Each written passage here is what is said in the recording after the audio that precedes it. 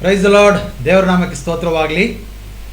ಸತ್ಯಮಾರ್ಗ ವೀಕ್ಷಕರೆಲ್ಲರಿಗೂ ಕೂಡ ಕರ್ತನಾದ ಯೇಸು ಕ್ರಿಸ್ತನ ನಾಮದಲ್ಲಿ ನಾನು ವಂದನೆಗಳು ತಿಳಿಸ್ತಾ ಇದ್ದೀನಿ. ಅಷ್ಟು ಮಾತ್ರವಲ್ಲದೆ ಈ ಕಾರ್ಯಕ್ರಮಗಳ ಮೂಲಕ ನೀವು ಅನೇಕರು ಆಶೀರ್ವಾದವನ್ನು ಹೊಂದಿಕೊಳ್ತಾ ಇದ್ದೀರಿ, ಅನೇಕ ವಿಷಯಗಳನ್ನು ತಿಳಿದುಕೊಳ್ತಾ ಇದ್ದೀರಿ. ಅದಕ್ಕಾಗಿ ದೇವರಿಗೆ ಮಹಿಮೆ ಉಂಟಾಗಲಿ. ಈ ದಿನ ವಾಕ್ಯ ಧ್ಯಾನಾಂಶಕ್ಕಾಗಿ ನಾನು ಒಂದು ವಚನವನ್ನು ನಿಮ್ಮ ಮುಂದೆ ಇಟ್ಟು ನಾವು ಚರ್ಚೆಯಲ್ಲಿ ಮುಂದೆ ಸಾಗೋಣ. ಈ ದಿನ ದೇವರ ನಾಮಕ್ಕೆ ಸ್ತೋತ್ರ. ನಮ್ಮೊಟ್ಟಿಗೆ ಪ್ರಿಯ ದೈವ ಸೇವಕರು, ಗದಗಿಂದ ಬಂದಿರುವಂತಹ ದೈವ ಸೇವಕರು ಪಾಸ್ಟರ್ ಫ್ರಾನ್ಸಿಸ್ ಕನ್ನಯ್ಯನವರು ನಮ್ಮ ಮುಂದೆ ಇದ್ದಾರೆ. ದೇವರ ನಾಮಕ್ಕೆ ಸ್ತೋತ್ರ ಆಗಲೇ. Price the lord pastor. Price the lord. ತುಂಬ ಸಂತೋಷ ಇವತ್ತು ನೀವು ನಮ್ಮೊಟ್ಟಿಗೆ ಬಂದಿದ್ದಕ್ಕಾಗಿ. ಸತ್ಯಮಾರ್ಗ ಒಂದು ಸ್ಪೆಷಲ್ ಡಿಬೇಟ್ ಕಾರ್ಯಕ್ರಮಕ್ಕೆ ನಿಮ್ಮನ್ನು ಆಹ್ವಾನ ಮಾಡ್ತಾ ಇದ್ದೀನಿ. ಅಷ್ಟು ಮಾತ್ರವಲ್ಲದೆ ವೀಕ್ಷಕರೆಲ್ಲರೂ ಕೂಡ ಇವತ್ತು ಪ್ರತ್ಯೇಕವಾದ ಅಂಶವನ್ನು ನಾವು ಧ್ಯಾನ ಮಾಡಲಿಕ್ಕಿದ್ದೇವೆ. ಯಾವ ವಿಷಯವು ಈ ಲೋಕವನ್ನು ಹೆಚ್ಚಾದ ರೀತಿಯಲ್ಲಿ ಹಾಳು ಮಾಡ್ತಾ ಇದೆ? ಪ್ರಮುಖವಾಗಿ ಹೇಳಬೇಕಂದ್ರೆ ಈ ಪ್ರಪಂಚವನ್ನು 3 ವಿಷಯಗಳು ತುಂಬ ಭಯಂಕರವಾದ ರೀತಿಯಲ್ಲಿ ಹಾಳು ಮಾಡ್ತಾ ಇದೆ. ಅದರಲ್ಲೂ ಪ್ರತ್ಯೇಕವಾದ ರೀತಿಯಲ್ಲಿ ಕ್ರೈಸ್ತ ಸಮಾಜವನ್ನು. ಅದರಲ್ಲಿ ಮೊದಲನೇದು ಹೇಳಬೇಕಂದ್ರೆ ವ್ಯಭಿಚಾರವು, ಎರಡನೇದು ಹಣದಾಶೆ, ಮೂರನೇದು ಅಧಿಕಾರ ದಾಹವು ಅಥವಾ ವ್ಯಾಮೋಹವು ಎಂಬುದಾಗಿ ಹೇಳಬಹುದು. ಈ ದಿನ ನಾನು ಆರಿಸಿಕೊಂಡಿರುವಂಥ ಅಂಶವೇನೆಂದರೆ ಹಣದಾಶೆ. ಮನುಷ್ಯನು ಹಣದ ಹಿಂದೆ ಬಿದ್ದು ಸರ್ವನಾಶ ಆಗ್ತಾ ಇದ್ದಾನೆ. ಸೈತಾನನು ಕೂಡ ಅದಕ್ಕೆ ತಕ್ಕಂತೆ ಹಣದ ಆಮಿಷಗಳನ್ನು ತೋರಿಸಿ ಕ್ರೈಸ್ತ ಸಮಾಜವನ್ನು ಹಾಳು ಮಾಡ್ತಾ ಇದ್ದಾನೆ. ಆದರೆ ಈ ಹಣದ ವಿಚಾರದಲ್ಲಿ ಸತ್ಯವೇದವು ಏನು ಹೇಳ್ತಾ ಇದೆ? ಒಂದು ಮಾತು ಹೇಳಬೇಕಂದ್ರೆ, ನಾವು ಜೀವಿಸುತ್ತಿರುವಂಥ ಈ ಭಾರತ ದೇಶವು ಹೈಂದವ ಸಂಸ್ಕೃತಿಯಲ್ಲಿದ್ದ ದೇಶ.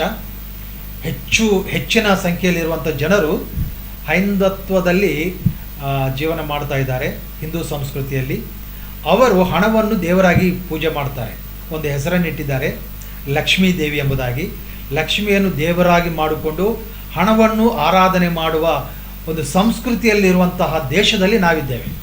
ಆದರೆ ಹಣದ ವಿಷಯದಲ್ಲಿ ನಾವು ಹೇಗೆ ಇರಬೇಕು, ಸತ್ಯವೇದವು ಏನು ಹೇಳ್ತಾ ಇದೆ, ಇದರ ಬಗ್ಗೆ ಕೆಲವೊಂದು ವಚನಗಳನ್ನು ನಿಮ್ಮ ಮುಂದೆ ಇಟ್ಟು ಇವತ್ತು ಪಾಸ್ಟರ್ ಫ್ರಾನ್ಸಿಸ್ ಕನ್ನಯ್ಯವರ ಅಭಿಪ್ರಾಯಗಳನ್ನು ಸತ್ಯವೇದದ ಮೂಲಕ ನಾವು ಆಲೋಚನೆ ಮಾಡಿ ಪರಿಶೀಲನೆ ಮಾಡಿ ನಾವು ಸತ್ಯವೇದಕ್ಕೆ ತಕ್ಕ ಹಾಗೆ ನಮ್ಮ ಜೀವಿತವನ್ನು ಬದಲಾಯಿಸಿಕೊಳ್ಳುವುದಕ್ಕೆ ನಾವು ಪ್ರಯತ್ನ ಮಾಡೋಣ. ಬನ್ನಿ, ಒಂದು ವಾಕ್ಯವನ್ನು ನಿಮ್ಮ ಮುಂದೆ ಇಡಲಿಕ್ಕೆ ನಾನು ಪ್ರಯತ್ನ ಮಾಡ್ತೇನೆ. ನೋಡ್ರಿ, ಮೊದಲನೇದಾಗಿ ಎಕ್ಸೋಡಸ್ ನಿರ್ಗಮಾಕಾಂಡము తెలుగులో 32ನೇ ಅಧ್ಯಾಯ 9ನೇ ವಚನ. ಯೆಹೋವನು ಹೀಗೆ ಹೇಳುತ್ತಾನೆ, ಈ ಜನರನ್ನು ನಾನು ನೋಡ್ತಾ ಇದ್ದೀನಿ, ಅವರು ವಿಧೇಯತೆ ಇಲ್ಲದಂತಹ ప్రజಗಳಾಗಿದ್ದಾರೆ ಎಂಬುದಾಗಿ. తెలుగులో వారు లోబడనొల్లని ప్రజలు అంటే ತುಂಬ ಕಠಿಣವಾದ ಮಾತು. ದೇವರು ಮನುಷ್ಯರನ್ನು ಕೆಲವೊಂದು ಸಲ ನೋಡಿ ಆನಂದ ಪಟ್ಟಿದ್ದಾನೆ, ಕೆಲವೊಂದು ಸಲ ನೋಡಿ ಬೇಸರಗೊಳ್ಳಿದ್ದಾನೆ. ಅಂಥ ಬೇಸರಗೊಳ್ಳಿರುವ ಸಂದರ್ಭದಲ್ಲಿ ಕರ್ತನು ಹೇಳುವಂಥ ಮಾತೇನೆಂದರೆ, ಇಗೋ ಈ ಜನರು ವಿಧೇಯತೆ ತೋರಿಸದಂತೆ ಇರುವಂತಹ ಜನರಾಗಿದ್ದಾರೆ. లోబడనొల్లని ప్రజలు అంటే కఠినమైన మాట. ఈ మాటలు మనం నిజంగా సంధించాలి. ఈ మాతుಗಳು ನಮ್ಮನ್ನು ಸಂಧಿಸಬೇಕು. ಯಾಕಂದರೆ ನಾವು ಕರ್ತನ ಏನೇ ವಾಕ್ಯ ಇದ್ದರೂ ಅದಕ್ಕೆ ಒಳಪಡಬೇಕು. ಮೊದಲನೇದಾಗಿ ಅದು ನಾವು ಕಲಿತ್ಕೊಳ್ಳೋಣ. ಎರಡನೇದಾಗಿ ಕೀರ್ತನೆ 50:17, 50ನೇ ಕೀರ್ತನೆ 17ನೇ ಚರಣದಲ್ಲಿ ಅಥವಾ ವಚನದಲ್ಲಿ ನಾವು ನೋಡುವಾಗ తెలుగుದಲ್ಲಿ ಮಾತಿದೆ, దిద్దుబాటు నీకు అసహ్యము గదా, నీవు నా మాటలను నీ వెనుకకు ತ್ರೋಸಿವೇಸೆದವು ಎಂಬುದಾಗಿ ದೇವರು ತುಂಬ ಬೇಸರದಿಂದ ಈ ಮಾತನ್ನು ಹೇಳ್ತಾ ಇದ್ದಾನೆ. ಕನ್ನಡದಲ್ಲಿ ನೋಡಬೇಕಾದ್ರೆ ತಿದ್ದುವಿಕೆ ನಮಗೆ ಅಸಹ್ಯವಂತೆ. ಅಂದರೆ ನೋಡ್ರಿ, ಜನರ ಮನಸ್ಸು ಹೇಗಿದೆ ಅಂದರೆ, ನಾವು ಏನೇ ಹೇಳಲಿ, ಎಷ್ಟೇ ಸತ್ಯವೇದದ ಎಷ್ಟೇ ಸಾವಿರಾರು ವಚನಗಳು ತೋರಿಸಲಿ, ನಾವು ತಿದ್ದುಕೊಳ್ಳುವುದಕ್ಕೆ ಸಿದ್ಧವಾಗಿರೋದಿಲ್ಲ. ಆದರೆ ದೇವರು ಮನುಷ್ಯನ ಜೀವಿತದಲ್ಲಿ ತಿದ್ದುಕೊಳ್ಳುವುದನ್ನು ತುಂಬ ಎದುರು ನೋಡುವಂಥವನಾಗಿದ್ದಾನೆ. ನಾನು ಯಾವಾಗಲೂ ಹೇಳ್ತಾ ಇರ್ತೀನಿ, ಇದು ಪ್ರಕಟಣೆ 2 ಮತ್ತು 3ನೇ ಅಧ್ಯಾಯ ನಾವು ನೋಡುವಾಗ ಅಲ್ಲಿ 7 ಸಭೆಗಳಿಗೆ ಕರ್ತನು ಮಾತನಾಡುತ್ತಾ, ನೀವು ತಿದ್ದುಕೊಳ್ಳಬೇಕು, ಈ ವಿಷಯದಲ್ಲಿ ನೀವು ಸರಿಯಿಲ್ಲ, ಈ ವಿಷಯದಲ್ಲಿ ನೀವು ಬಿದ್ದು ಹೋಗಿದ್ದೀರಿ, ಆದ ಕಾರಣ ನೀವು ನಿಮ್ಮನ್ನು ನೀವು ತಿದ್ದುಕೊಳ್ಳಬೇಕು ದೇವರ ವಾಕ್ಯದ ಮೂಲಕ ಎಂಬುದಾಗಿ ಹಾಗಾಗಿ ದೇವರು ಹೇಳಿರುವಂಥ ಈ ಕಠಿಣವಾದ ಮಾತನ್ನು ನಾವು ಕೇಳಿಸ್ಕೊಳ್ಳುವಾಗ ಖಂಡಿತವಾಗಿ ನಾವು ತಿದ್ದುಕೊಳ್ಳುವುದಕ್ಕೆ ಸಿದ್ಧರಾಗಿರಬೇಕು. ನಾನು ಇಷ್ಟಪಡ್ತೀನಿ ಮಾತು ಹೇಳಲಿಕ್ಕೆ. ನಾನು ಸೇವಕನಾಗಿ ಒಂದು ವೇಳೆ ನಿಮ್ಮ ಮುಂದೆ ಬೋಧನೆ ಮಾಡುವವನಾಗಿದ್ದರೂ ಕೂಡ ಸುಮಾರು ಒಂದು 15-20 ವರ್ಷಗಳಿಂದ ನಾನು ಟೆಲಿವಿಷನಲ್ಲಿ ಬೋಧನೆ ಮಾಡ್ತಾ ಇದ್ದೀನಿ. ಆದರೂ ಕೂಡ still I am A student. ನಾನು ಇವಾಗಲೂ ಕೂಡ ಒಂದು ವಿದ್ಯಾರ್ಥಿಯಾಗಿ ಇರುವುದಕ್ಕೆ ನಾನು ಇಷ್ಟಪಡ್ತೀನಿ. ಇಂಥ ದೈವಸೇವಕರು ಬರುವಾಗ, ಅವರು ಮಾತನಾಡುವಾಗ, ಕೆಲವೊಂದು ಮಾತುಗಳು ಕೇಳಿಸ್ಕೊಳ್ಳುವಾಗ, ಅಯ್ಯೋ ನಾನು ಈ ವಿಷಯದಲ್ಲಿ ತಪ್ಪಿ ಹೋಗಿದ್ದೇನೆ, ನನ್ನನ್ನು ನಾನು ಸರಿಪಡಿಸಿಕೊಳ್ಳಬೇಕು ಎಂಬುದಾಗಿ ಯಾವಾಗಲೂ ಕೂಡ ನನ್ನ ಆಶೆ ಹೊಂದಿರುತ್ತೆ. ಅದು ಅಂದರೆ ತಿದ್ದುಕೊಳ್ಳುವುದಂದರೆ ನನಗೆ ತುಂಬ ಇಷ್ಟ.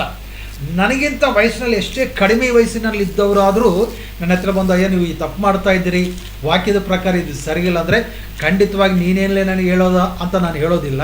ಖಂಡಿತವಾಗಿ ನಾನು ಅದು ವಾಕ್ಯಬದ್ಧವಾಗಿದ್ದರೆ ತಿದ್ದುಕೊಳ್ಳುವುದಕ್ಕೆ ಸಿದ್ಧನಾಗಿರ್ತೇನೆ. ಹಾಗಾಗಿ ಈ 2 ವಚನಗಳು ನಾನು ಯಾಕೆ ತೋರಿಸಿದ್ದೇನೆ ಅಂದರೆ, ನಮ್ಮ ಮನಸ್ಸು ಯಾವಾಗಲೂ ಕಠಿಣವಾದದ್ದು. ನಾವು ದೊಡ್ಡ ದೊಡ್ಡ ಸ್ಥಾನದಲ್ಲಿದ್ದವರು, ನೀವೇನು ನಮಗೆ ಹೇಳೋದು ಅನ್ನೋದು, ಈ ರೀತಿಯಲ್ಲಿ ಭಾವನೆಯಲ್ಲಿದ್ದವರ ನಾವು ಯಾರು ಹೇಳಿದರೂ ಹೇಳಲಾರದೇ ಇದ್ದರೂ ಅದು ಬಿಟ್ಬಿಡ್ರಿ. ದೇವರು ತನ್ನ ವಾಕ್ಯದಿಂದ ಮಾತನಾಡುವಾಗ ಖಂಡಿತವಾಗಿ ನಮ್ಮನ್ನು ನಾವು ತಿದ್ದುಕೊಳ್ಳುವುದಕ್ಕೆ ಸಿದ್ಧರಾಗಿರಬೇಕು ಎಂಬುದಾಗಿ ನಿಮ್ಮಲ್ಲಿ ನಾನು ಪ್ರೀತಿಯಿಂದ ಕಳಕಳಿಯಿಂದ ಮನವಿ ಮಾಡ್ತಾ ಇದ್ದೀನಿ. ಈಗ ನಾನೊಂದು ವಿಷಯಕ್ಕೆ ಬರ್ತಾ ಇದ್ದೀನಿ. ಇವತ್ತು ಐನವರು ಕೂಡ ನಾನು ವಿಷಯವನ್ನು ಕೇಳ್ತೀನಿ. ಅದರ ಬಗ್ಗೆ ಅವರು ಕೂಡ ಡೀಪಾಗಿ ಕೆಲವೊಂದು ವಿಚಾರಗಳು ನಮ್ಮೊಟ್ಟಿಗೆ ಹಂಚಿಕೊಳ್ತಾರೆ. ಯಾಕಂದರೆ ಈ ದಿನಮಾನಗಳಲ್ಲಿ ಮನುಷ್ಯನನ್ನು ಮ್ಯಾನ್ಕ್ಯುಲೇಟ್ ಮಾಡುವುದು ಅಥವಾ ನಡೆಸುವುದೇನೆಂದರೆ ಹಣವದು. ಅದಕ್ಕೆ ಒಬ್ಬ ಸಿನಿಮಾ ರೈಟರ್ ಹಾಡುಗಳಲ್ಲಿ ಈಗ ಬರೆದಿದ್ದಾನೆ, రైలు బండి పోవాలంటే పచ్చ జెండా ఊపాలి, ಮನುಷ್ಯ ಕದಲಾలంటే ಡಬ್ಬು ಜೆಂಡ ಪಚ್ಚ ಜೆಂಡ ಊಪಾಲಿ ಎಂಬುದಾಗಿ ತೆಲುಗುದಲ್ಲಿ. ರೈಲು ಹೋಗಬೇಕಂದ್ರೆ ಒಂದು ಹಸಿರು ಜೆಂಡ ಅದು ನಾವು ಆರಿಸುವಾಗ ಆ ರೈಲು ಹೋಗುತ್ತೆ. ಮನುಷ್ಯನು ಒಂದು ಹೆಜ್ಜೆ ಕದಲಬೇಕಂದ್ರೆ ಅವನ ಮುಂದೆ ಗಾಂಧಿ ನೋಟ್ ಅಥವಾ ಹಸಿರು ನೋಟನ್ನು ಹಂಗೆ ತಿರುಗಾಡಿಸಿದ್ರೆ ಸಾಕು, ಅವನು ಬಿದ್ದು ಹೋಗ್ತಾನೆ. ಎಂಥವನಾದರೂ ಕೂಡ ಹಸಿರು ನೋಟ್ ತೋರಿಸಿದ್ರೆ ಸಾಕು, ನಿನ್ನ ಕೆಲಸ ಆಗಲ್ಲಪ್ಪ ಅಂತ ಗೌರ್ಮೆಂಟ್ ಆಫೀಸ್ನಲ್ಲಿ ಯಾರಾದರೂ ಹೇಳಿದರೆ, ನಾವು ಜೋಬಿಂದ ಒಂದು ಸಣ್ಣ ನೋಟ್ ಕಿತ್ತು ಅವನ ಮುಂದೆ ತೋರಿಸ್ಬಿಟ್ರೆ ಸಾಕು, ಎಷ್ಟೇ ಕೆಲಸ ಎಷ್ಟೇ ಇಲ್ಲೀಗಲ್ ಇರಲಿ ಅದು ಖಂಡಿತವಾಗಿ ನಿಮಗಾಗಿ ಮಾಡಿಕೊಡ್ತಾನೆ. ಯಾಕಂದರೆ ಇವತ್ತಿನ ದಿನಮಾನಗಳಲ್ಲಿ ಹಣವೇ ಮನುಷ್ಯನನ್ನು ನಡೆಸ್ತಾ ಇದೆ. ಇದು ತುಂಬ ದುಃಖಕರವಾದ ವಿಷಯ. ಹಾಗಾಗಿ ಒಂದು ವಾಕ್ಯವನ್ನು ನಾವು ನೋಡಿಕೊಂಡು, ಮತ್ತೇನು ಬರೆದ ಸುವಾರ್ತೆ 6ನೇ ಅಧ್ಯಾಯ 24ನೇ ವಚನದಲ್ಲಿ ನಾವು ನೋಡುವಾಗ, ಅಲ್ಲಿ తెలుగుದಲ್ಲಿ ನಾನು మొదలనేదాగా ఓతిని, ఎవడును ఇద్దరు యజమానులకు దాసుడుగా ఉండనేరడు, అతడు ఒకరిని ద్వేషించి, అండర్లైన్ ಮಾಡ್ಕೊಡ್ರದು, ఒకరిని ద్వేషించి ఒకరిని ప్రేమించును, లేదా ఒకని పక్షముగా ఉండి ఒకరిని తృణీకరించును ಅಂತ ಹೇಳಿ ಆ ಮುಂದೆ మీరు దేవునికిని సిరికిని దాసులుగా ఉండనేరరు ಎಂಬುದಾಗಿ ಕನ್ನಡದಲ್ಲಿ ಐನವರು ಕೂಡ ಓದ್ತಾರೆ ಆ ವಿಷಯವನ್ನು. ನಾವು ಅದನ್ನು ನೋಡಿದ ಮೇಲೆ ನಾನು ಅವರಿಗೆ ಪ್ರಶ್ನೆಯನ್ನು ಹಾಕ್ತೀನಿ, ಅವರು ನಮ್ಮನ್ನು ಮುಂದೆ ನಡೆಸ್ತಾರೆ. ಯಾವನು ಇಬ್ಬರು ಮನುಷ್ಯರಿಗೆ ಸೇವೆ ಮಾಡಲಾರನು, ಅವನು ಒಬ್ಬನನ್ನು ದೂಷಿಸಿ ಮತ್ತೊಬ್ಬನನ್ನು ಪ್ರೀತಿಸುವನು, ಇಲ್ಲವೇ ಒಬ್ಬನನ್ನು ಹೊದಿಕೊಂಡು ಮತ್ತೊಬ್ಬನನ್ನು ತತ್ಸಾರ ಮಾಡುವನು.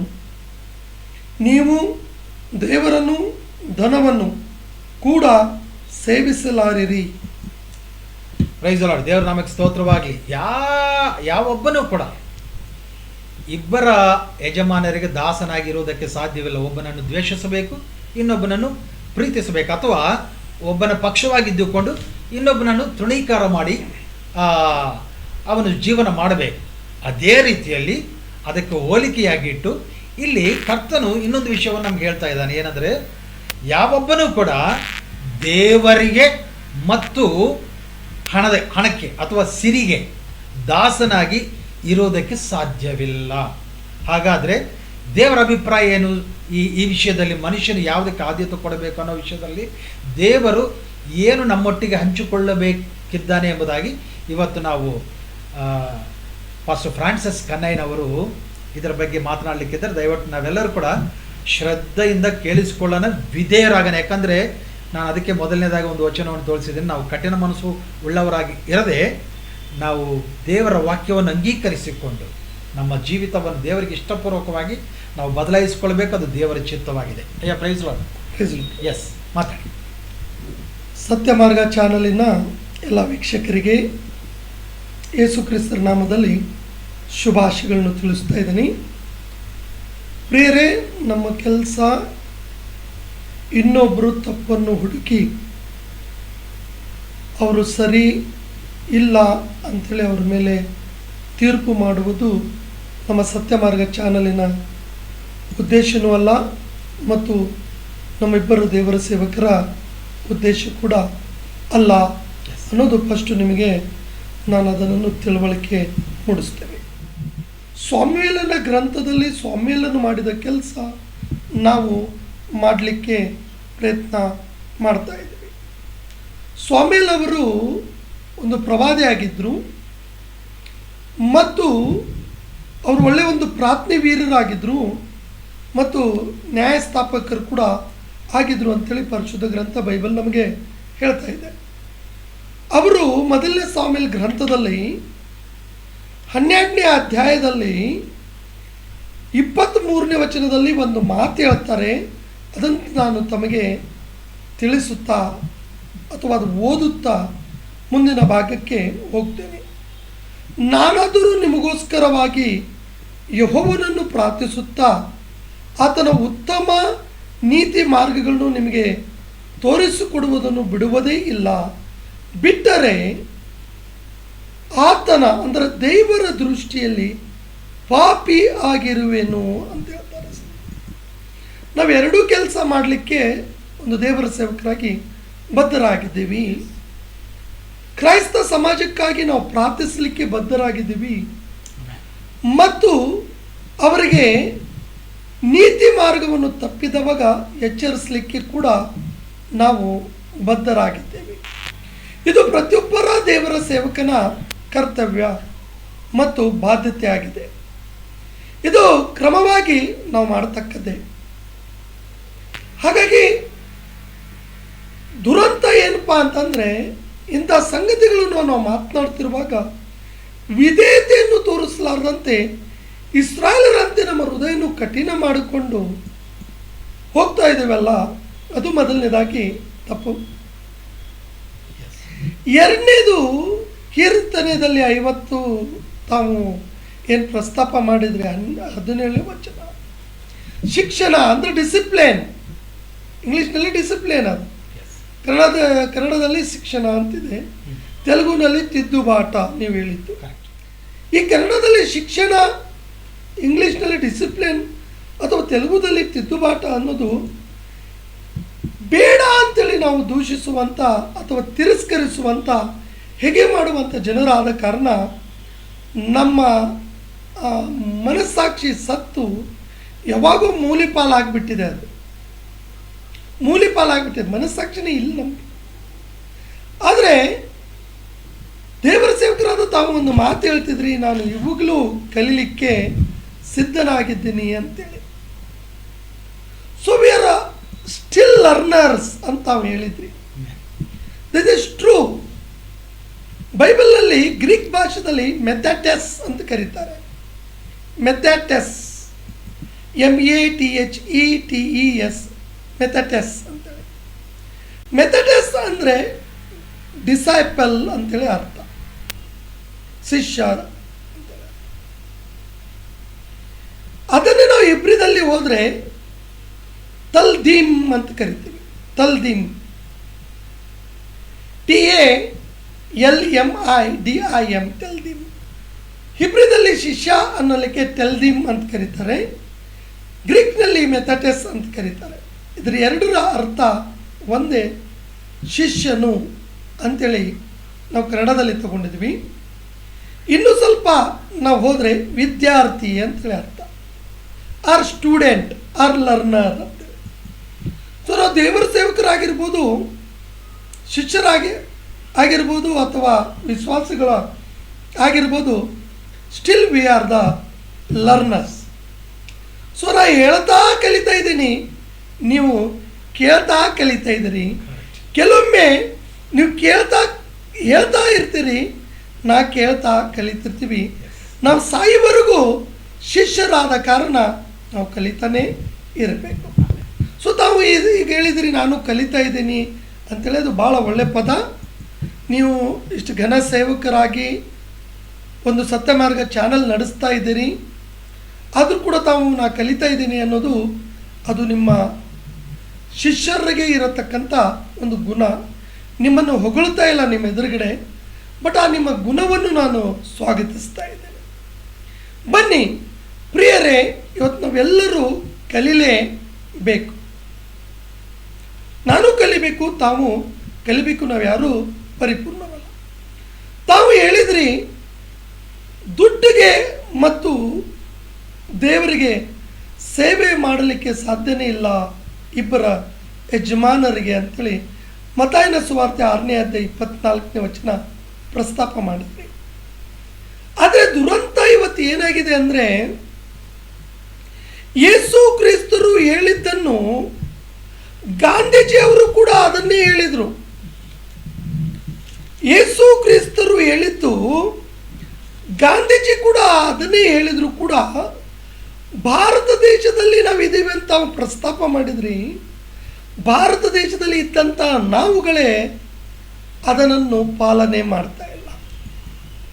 ಇಬ್ರಿ ಗ್ರಂಥಕರ್ತರು ಹೇಳ್ತಾನೆ, ದ್ರವ್ಯ ಆಸೆ ಇಲ್ಲದವರಾಗಿರ್ರಿ ಅಂತೇಳಿ. ಇಬ್ರಿ ಗ್ರಂಥಕರ್ತನು 13ನೇ ಅಧ್ಯಾಯದಲ್ಲಿ 5ನೇ ವಚನದಲ್ಲಿ ಹೇಳ್ತಾರೆ, ದುಡ್ಡಿನ ಆಸೆ, ಹಣದ ಆಸೆ ಇಲ್ಲದವರಾಗಿರ್ರಿ ಅಂತ ಹೇಳಿದರೆ ನಾವು ಅದನ್ನೇ ಹೆಚ್ಚಾಗಿ ಉಳ್ಳವರಾಗಿ ಮುಂದೆ ಹೋಗ್ತಾ ಇದ್ದೀವಿ. ಇದಕ್ಕೆ ಮುಖ್ಯ ಕಾರಣ ಏನಪ್ಪ ಅಂತಂದರೆ, ನಾನು ಬೆಳಗ್ಗೆ ತಮ್ಮ ಸ್ಟುಡಿಯೋದಲ್ಲಿ ಹೇಳ್ತಾ ಇದ್ದೆ, ನಾವು ಯಾರ ಆಲೋಚನೆ ಕೇಳಬೇಕಾಗಿತ್ತು ಅವರ ಆಲೋಚನೆ ಕೇಳ್ತಾ ಇಲ್ಲ, ಯಾರ ಆಲೋಚನೆ ಕೇಳಬಾರ್ದಾಗಿತ್ತು ಅವನ ಆಲೋಚನೆ ನಾವು ಕೇಳ್ತಾ ಇದ್ದೀವಿ. ಅದಕ್ಕೆ ನಾವು ತಪ್ಪೋರಾಗಿದ್ದೇವೆ ಅಂತಿದ್ವಿ. ಯೇಸುವಿನ ಆಲೋಚನೆ, ನೀವು ದುಡ್ಡನ್ನು ಮತ್ತು ನನ್ನನ್ನು ಸೇವೆ ಅಥವಾ ದೇವರನ್ನು ಸೇವೆ ಮಾಡಲಾರ್ರಿ ಅಂಥೇಳಿ ಯೇಸುವಿನ ಒಂದು ಆಲೋಚನೆ ಇದ್ದರೆ, ದುಷ್ಟನು ಅಥವಾ ಸೈತಾನನು ನೀವು ದುಡ್ಡನ್ನು ಸೇವೆ ಮಾಡ್ರಪ್ಪ, ದೇವರನ್ನು ಸೇವೆ ಮಾಡ್ರಿ ಅಂಥೇಳಿ ನಮ್ಮ ಸೇವಕರಲ್ಲಿ ಮಾತು ಹಾಕಿದ ಕಾರಣ ಸೇವಕರಾದಂಥ ನಾವು ಸಕಲ ದುಡ್ಡುಗಳನ್ನು, ಅಂದರೆ ಯಾವ ಮಾರ್ಗದಿಂದ ಆದರೆ ಬರಲಿ, ಆ ದುಡ್ಡುಗಳನ್ನು ತೆಗೆದುಕೊಳ್ಳಲಿಕ್ಕೆ ನಾವು ಪ್ರಯತ್ನ ಮಾಡ್ತಾ ಇದ್ದೀವಿ. ಇದು ದುರಂತ. ಸಮಲ್ ರಾಜು ಅವರೇ, ಇಲ್ಲೇ ನಿಮಗೆ ಇರೋದ್ರಲ್ಲಿ ನೀವು ತೃಪ್ತರಾಗಿರ್ರಿ ಅಂತಾರೆ. ಮತ್ತೆ ನಿಮಗಿರೋದ್ರಲ್ಲಿ ನೀವು ತೃಪ್ತರಾಗಿರಿ ಅಂದರೆ, ನಮಗೆ ದೇವರು ಎಷ್ಟು ಹಣ ಕೊಟ್ಟಿದ್ದಾರೆ ಅದರಲ್ಲಿ ನಾವು ತೃಪ್ತಿಯಾಗಿರಬೇಕು. ಹಣ ಇರೋದು ತಪ್ಪಲ್ಲ, ಆದರೆ ನಮ್ಗೆ ಕೊಟ್ಟಿರುವಂಥ ಹಣದಲ್ಲಿ ನಾವು ತೃಪ್ತರಾಗಿರದೆ ಹಣದ ಆಸೆ ಉಳ್ಳವರಾಗಿ ವಾಮ ಮಾರ್ಗದಿಂದ ಹಣವನ್ನು ಸಂಪಾದನೆ ಮಾಡ್ಕೊಳಕ್ಕೆ ಹೋಗ್ತಿದ್ದೀವಲ್ಲ, ಅದು ಭಾಳ ತಪ್ಪು ಅನ್ನೋದು ನನ್ನ ಅಭಿಪ್ರಾಯ. ನನ್ನ ಅಭಿಪ್ರಾಯ ಅಂದರೆ ನನ್ನ ವ್ಯಕ್ತಿಗತ ಅಭಿಪ್ರಾಯ ಅಲ್ಲ, ದೇವರ ವಾಕ್ಯದಿಂದ ಕೂಡಿದಂಥ ಅಭಿಪ್ರಾಯ. ಉದಾಹರಣೆಗಾಗಿ ಇದು ಎಲೆಕ್ಷನ್ಸ್ ಬರ್ತಾ ಇರ್ತವೆ, ಅದನ್ನೇ ನಾನು ಕೇಳಬೇಕು ಅಂದ್ಕೊಂಡೀನಿ. ಯಾಕಂದರೆ ಇವತ್ತು ದಿನಮಾನಗಳಲ್ಲಿ ಎಲೆಕ್ಷನ್ ಬಂದಾಗಲೆಲ್ಲ ಅನ್ಯ ಜನರದು ಬಿಟ್ಟುಬಿಡ್ರಿ ಮತ್ತು ವಿಶ್ವಾಸಿಗಳದ್ದು ಕೂಡ ಬಿಡ್ರಿ, ಸೇವಕರು ಈ ಯಾರು ಅಭ್ಯರ್ಥಿಗಳಾಗಿ ನಿಂತ್ಕೊಂಡಿದ್ದಾರೋ ಅವ್ರ ಹತ್ರ ಹೋಗಿ ನಮ್ಗೆ ಏನು ಮಾಡ್ತೀರಿ ಎಂಬುದಾಗಿ, ಅಂದರೆ ಅವ್ರು ಗೆದ್ದ ಮೇಲಲ್ಲ, ಇವಾಗಲೇ ಗೆಲ್ಲೋದಕ್ಕಿಂತ ಮುಂಚಿತವಾಗಿ ಅವರು ಅಭ್ಯರ್ಥಿಯಾಗಿರುವ ಹಾಗೆ ಅವ್ರ ಹತ್ರ ಯಾವುದನ್ನು ಹಣವನ್ನು ಪಡೆದುಕೊಳ್ಳೋದು ಅಥವಾ ಯಾವುದನ್ನು ಆಮಿಷಗಳನ್ನು ಪಡೆದುಕೊಳ್ಳೋದು, ಈ ರೀತಿಯಲ್ಲಿ ಅನೇಕ ಕಡೆ ನಡೀತಾ ಇದೆ. ನಿಜವಾಗ್ಲೂ ಇದು ಪ್ರಶ್ನಾರ್ಥಕವಾಗಿದೆ, ತಕ್ಕೋಬೋದಾ ಇಲ್ಲ. ಯಾಕಂದರೆ ಒಂದು ಮಾತಿದೆ, ಅವರು ಪ್ರೀತಿಯಿಂದ ಮತ್ತು ಕಾಣಿಕೆ ರೂಪದಲ್ಲಿ ಕೊಡ್ತಾ ಇದ್ದಾರೆ ಸೇವಕರಿಗೆ ಅನ್ನೋದು. ಅದು ಸರಿಯಾದ ಪದ್ಧತಿಯ? ನೀವು ಕೇಳಿದ ಪ್ರಶ್ನೆ ತುಂಬ ಚೆನ್ನಾಗಿದೆ, ತಮಗೂ ಗೊತ್ತಿದೆ. ಆದರೂ ಕೂಡ ನೀವು ನಮ್ಮ ವೀಕ್ಷಕರಿಗೆ ಗೊತ್ತಾಗಬೇಕಂತೇಳಿ ನನ್ನನ್ನು ಪ್ರಶ್ನಿಸ್ತಿದ್ದೀರಿ ಅಂತೇಳಿ ನಾನು ಅನ್ಕೊಂಡು ಅದಕ್ಕೆ ಉತ್ತರ ಕೊಡ್ತಾ ಇರ್ತೀನಿ. ವೀಕ್ಷಕರು ಕೂಡ ಅದನ್ನು ಜ್ಞಾಪಕದಲ್ಲಿ ಇಟ್ಕೊಳ್ಳಿ. ಯಾವುದೇ ಒಂದು ಪ್ರಶ್ನೆ ಒಂದು ದೇವರ ಸೇವಕರು ಹಾಕ್ತಾ ಇದ್ದಾರಪ್ಪ ಅಂತಂದರೆ, ಎದುರುಗಡೆ ಇರುವಂಥ ಪ್ರಜೆಗಳಿಗೆ ಅದರ ಮಾಹಿತಿ ಹೋಗಬೇಕು ಅನ್ನೋ ಪ್ರಜೆಗಳ ಪಕ್ಷವಾಗಿ ನೀವು ಆ ಪ್ರಶ್ನೆ ಆಗ್ತಾ ಇದ್ದೀರಿ. ವಿರಾಟ್, ನಿಮ್ಮ ಸ್ವಂತ ಪ್ರಶ್ನೆ ಅಲ್ಲ ಅಂತದ್ದು ನನಗೆ ಅರಿವು ಇದೆ. ಪ್ರಿಯರೇ, ಇಲ್ಲಿ ದೇವರ ಸೇವಕರು ಹೇಳಿರುವಂಥ ಪ್ರಶ್ನೆ ಏನಂದರೆ, ನಮ್ಮ ದೇಶದಲ್ಲಿ ಅನೇಕ ಪಕ್ಷಗಳಿದ್ದಾವೆ. ತೆರೆ ಮರೆಯಲಿಯೋ ಅಥವಾ ಮುಂದುಗಡೆನೋ ಯಾವುದೋ ಒಂದು ಆಮಿಷ ಕೊಟ್ಟು ಎಲೆಕ್ಷನ್ಗೆ ಗೆಲ್ತಾ ಇದ್ದಾರೆ ಅನ್ನೋದು, ಇದು ಸುಪ್ರೀಂ ಕೋರ್ಟ್ಲಿಂದ ಹಿಡಿದು ಎಲೆಕ್ಷನ್ ಕಮಿಷನ್ಲಿಂದ ಹಿಡಿದು ಜನಸಾಮಾನ್ಯರ ವೋಟ್ ಹಾಕ್ಲಿಕ್ಕೆ ಯಾರಿಗೂ ಇನ್ನೂ ವಯಸ್ಸು 18 ಬಂದಿಲ್ಲ ಅವ್ರಿಗೂ ಕೂಡ ಗೊತ್ತಿರುವಂಥ ವಿಷಯನೇ. ಇದ್ರಾಗೇನು ಕಣ್ಣು ಮುಚ್ಚಿಲ್ಲ. ದ ಕರಪ್ಟೆಡ್ ಅಂತ ಗೊತ್ತಿದೆ ಎಲ್ಲರಿಗೂ. ಆದರೆ ಎಲ್ಲರೂ ಕರಪ್ಟೆಡ್ ಅಂತೇಳಿ ಈ ವಿಷಯದಲ್ಲಿ ಎಲ್ಲ ರಾಜಕೀಯ ನಾಯಕರು, ಎಲ್ಲ ಪಕ್ಷ ಕರಪ್ಟ್ ಇದೆ ಅಂತೇಳಿ ಹೇಳಲಿಕ್ಕೆ ಬರಲ್ಲ. ಈಗ ತಾವು ಕೇಳಿದ್ರಿ, ಎಲೆಕ್ಷನ್ ಟೈಮ್ನಲ್ಲಿ ಕೊಡುವಂಥ ದುಡ್ಡು ತಗೋಬೇಕು ತಗೋಬಾರ್ದು ಗಿಫ್ಟ್ ರೂಪವಾಗಿ ಅಂತೇಳಿ. ನಾವು ಭಾರತದ ಸಂವಿಧಾನ ಅಂತ ಒಂದಿದೆ, ನಮಗೆ ಭಾರತದಲ್ಲಿ ಒಂದು ಕಾನೂನು ಅಂತಿದೆ. ಈ ಎರಡರ ಮಧ್ಯದಲ್ಲಿ ನಮಗೆ ಈ ಎಲೆಕ್ಷನ್ ಕಮಿಷನ್ ಅನ್ನೋದು ಒಂದಿದೆ, ಆಯೋಗ ಅಲ್ವಾ, ಚುನಾವಣೆ ಆಯೋಗ. ಚುನಾವಣಾ ಆಯೋಗ ಕೆಲವು ನಿಯಮಗಳನ್ನು ನಮ್ಮ ದೇಶದ ಪ್ರಜೆಗಳ ಮೇಲೆ ಆ ಸಮಯದಲ್ಲಿ ಏನು ಹಾಕಿರ್ತೈತಿ, ಆ ನಿಯಮವನ್ನು ಮೀರೋದು, ಚುನಾವಣಾ ಆಯೋಗದ ನಿಯಮ ಮೀರಿದಂತೆ ಮತ್ತು ಕಾನೂನು ಮೀರಿದಂತೆ ಮತ್ತು ನಮ್ಮ ದೇಶದ ಸಂವಿಧಾನ ಕೂಡ ನಾವು ಮೀರಿದಂತೆ. ಈಗ ನೀವು ಪಾಸ್ಟರ್ಗಳಿಗೆ ಗಿಫ್ಟೇ ಕೊಡ್ತಿದ್ದಾರೆ, ಅವ್ರು ಯಾರೋ ಡ್ಯಾಶ್ ಡ್ಯಾಶ್, ನೀವು ಡ್ಯಾಶ್ ಡ್ಯಾಶ್ ಪಾಸ್ಟರ್ ತಗೋತಿದ್ದೀರಲ್ಲ, ಒಂದು ಕೆಲಸ ಮಾಡಿ, ಮೀಡಿಯಾ ಮುಂದೆ ತಗೊಂಡು ಬಿಡಿಯಲ್ಲ. ಯಥಾರ್ಥವಂತರು ಅಂತೀವಿ ನಾವು. ಯೇಸು ಕ್ರಿಸ್ತನ ಸೇವೆ ಮಾಡುವವರು ಯಥಾರ್ಥವಂತರು ಇರಬೇಕು, ಪ್ರಾರ್ಥನೆ ಮಾಡುವವರು ಯಥಾರ್ಥವಂತರು ಇರಬೇಕು. ಯಥಾರ್ಥದಿಂದ ಇಂಥ ವ್ಯಕ್ತಿ ನನಗೆ ದುಡ್ಡು ಕೊಡ್ತಾ ಇದ್ದಾನೆ, ಇಂಥ ವ್ಯಕ್ತಿ ಕಡೆ ಇಷ್ಟು ದುಡ್ಡು ನಾನು ತಗೊಳ್ತಾ ಇದ್ದೇನೆ ಅಂತೇಳಿ ಒಂದು ವಿಡಿಯೋ ಶೂಟಿಂಗ್ ಮಾಡಿ, ಇವತ್ತು ಫೇಸ್ಬುಕ್ ಇದೆ, ಸೋಷಿಯಲ್ ಮೀಡಿಯಾ, ಒಂದು ಕೊಟ್ಟು ಬಿಡಿಯಪ್ಪ ನೋಡೋಣ. ತಗೊಂಡು ಪ್ರಾರ್ಥನೆ ಮಾಡಿ ತಗೊಂಡು ಎಲ್ಲರ ಮುಂದೆ ದೇವ್ರ ಆಶೀರ್ವಾದ ಮಾಡಪ್ಪ, ಇದು ನನಗೆ ಇಷ್ಟು ದುಡ್ಡು ಕೊಟ್ಟಿದ್ದಾನೆ ಪ್ರಾರ್ಥನೆ ಮಾಡಿ. ಮಾಡಲ್ಲ. ಕಾರಣ ಏನಂದ್ರೆ ನಿಮಗೂ ಕಾನೂನು ಭಯ ಇದೆ. ಅಂದರೆ ಕಾನೂನು ಭಯ ಇದೆ, ಅದರ ತೆರೆ ಮರೆಯಲ್ಲಿ ನೀವು ಕಳ್ಳರಗತಿ ದುಡ್ಡು ತಗೊಳ್ಳೋದು ಅದು ನ್ಯಾಯ ಅಲ್ಲ. ಸ್ಪೆಷಲಿ ನಾ ಅನ್ಯರ ಬಗ್ಗೆ ಮಾತಾಡುವುದಿಲ್ಲ. ಕ್ರೈಸ್ತರು ಅಂದರೆ ನೀತಿವಂತರು ಅಂತ ಎಲ್ಲರೂ ಅಂತಾರೆ, ಅಥವಾ ಅವ್ರು ಒಳ್ಳೆಯವರಪ್ಪ ಅಂತಾರೆ. ಅದ್ರಾಗ ದೇವರ ಸೇವಕರು ಅಂದರೆ ಇನ್ನೂ ಕ್ಲೀನ್ ಹ್ಯಾಂಡ್ ಅಂತಾರೆ ನಮಗೆ. ಅಂಥವ್ರು ನಾವು ಎಲೆಕ್ಷನ್ ಟೈಮ್ನಲ್ಲಿ ಅದು ಲಂಚದ ರೂಪದಲ್ಲಿ ನಾವು ತೆಗೆದುಕೊಂಡಾಗ, ಲಂಚ ತಗೊಂಡು ನೀವು ವೋಟ್ ಹಾಕ್ತಾ ಇದೆಯಪ್ಪ ಅಂತಂದರೆ ನೀವು ಒಂದು ತೀರ್ಪು ಮಾಡಾಕ್ತಿ, ಈ ವ್ಯಕ್ತಿನೇ ನನಗೆ ಅಧಿಕಾರಿ ಇರಬೇಕು ಅಂತೇಳಿ. ಸೊ ನೀವು ಕುರುಡನಾಗಿ ತೀರ್ಪು ಮಾಡಾಕ್ತಿ ಅಂತ ಬೈಬಲ್ ಹೇಳ್ತಾರೆ. ಲಂಚ ತಗೊಂಡು ತೀರ್ಪು ಮಾಡುವಾಗ ಕುರುಡನಾಗಿರ್ತಾನಂತ ಬೈಬಲ್ ಹೇಳ್ತಾರೆ. ಸೊ ಇವ್ರ ಇಸ್ ಅ ಬ್ಲೈಂಡ್.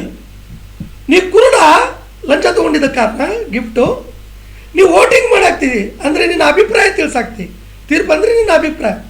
ಅವಾಗ ನೀವು ಕುರುಡನಾಗಿ ಕಣ್ಣು ಮುಚ್ಚಿ ವೋಟ್ ಹಾಕಿದವಾಗ ಆಗುತ್ತೆ. ಅವಾಗ ಕುರುಡನಿಗೆ ದಾರಿ ತೋರಿಸಿದ್ರೆ ಇಬ್ಬರು ಎಡವಿ ಬೀಳ್ತಾರೆ, ನಮ್ಮ ದೇಶ ಕೂಡ ನಾಶ ಆಗ್ತದೆ. ನಿಮ್ಗೆ ಯಾವುದೇ ನೈತಿಕತೆ ಹಕ್ಕಿಲ್ಲ. ಇದೇ ಪಕ್ಷವನ್ನು ಗೆಲ್ಲಬೇಕಂತೇಳಿ ನೀವು ಪ್ರಾರ್ಥನೆ ಮಾಡಲಿಕ್ಕೆ ಅಥವಾ ದೇಶದ ಡೆವಲಪ್ಮೆಂಟ್ ಆಗಬೇಕಂತೇಳಿ ಪ್ರಾರ್ಥನೆ ಮಾಡಲಿಕ್ಕೆ ನಿಮಗೆ ನೈತಿಕತೆ ಹಕ್ಕಿಲ್ಲ.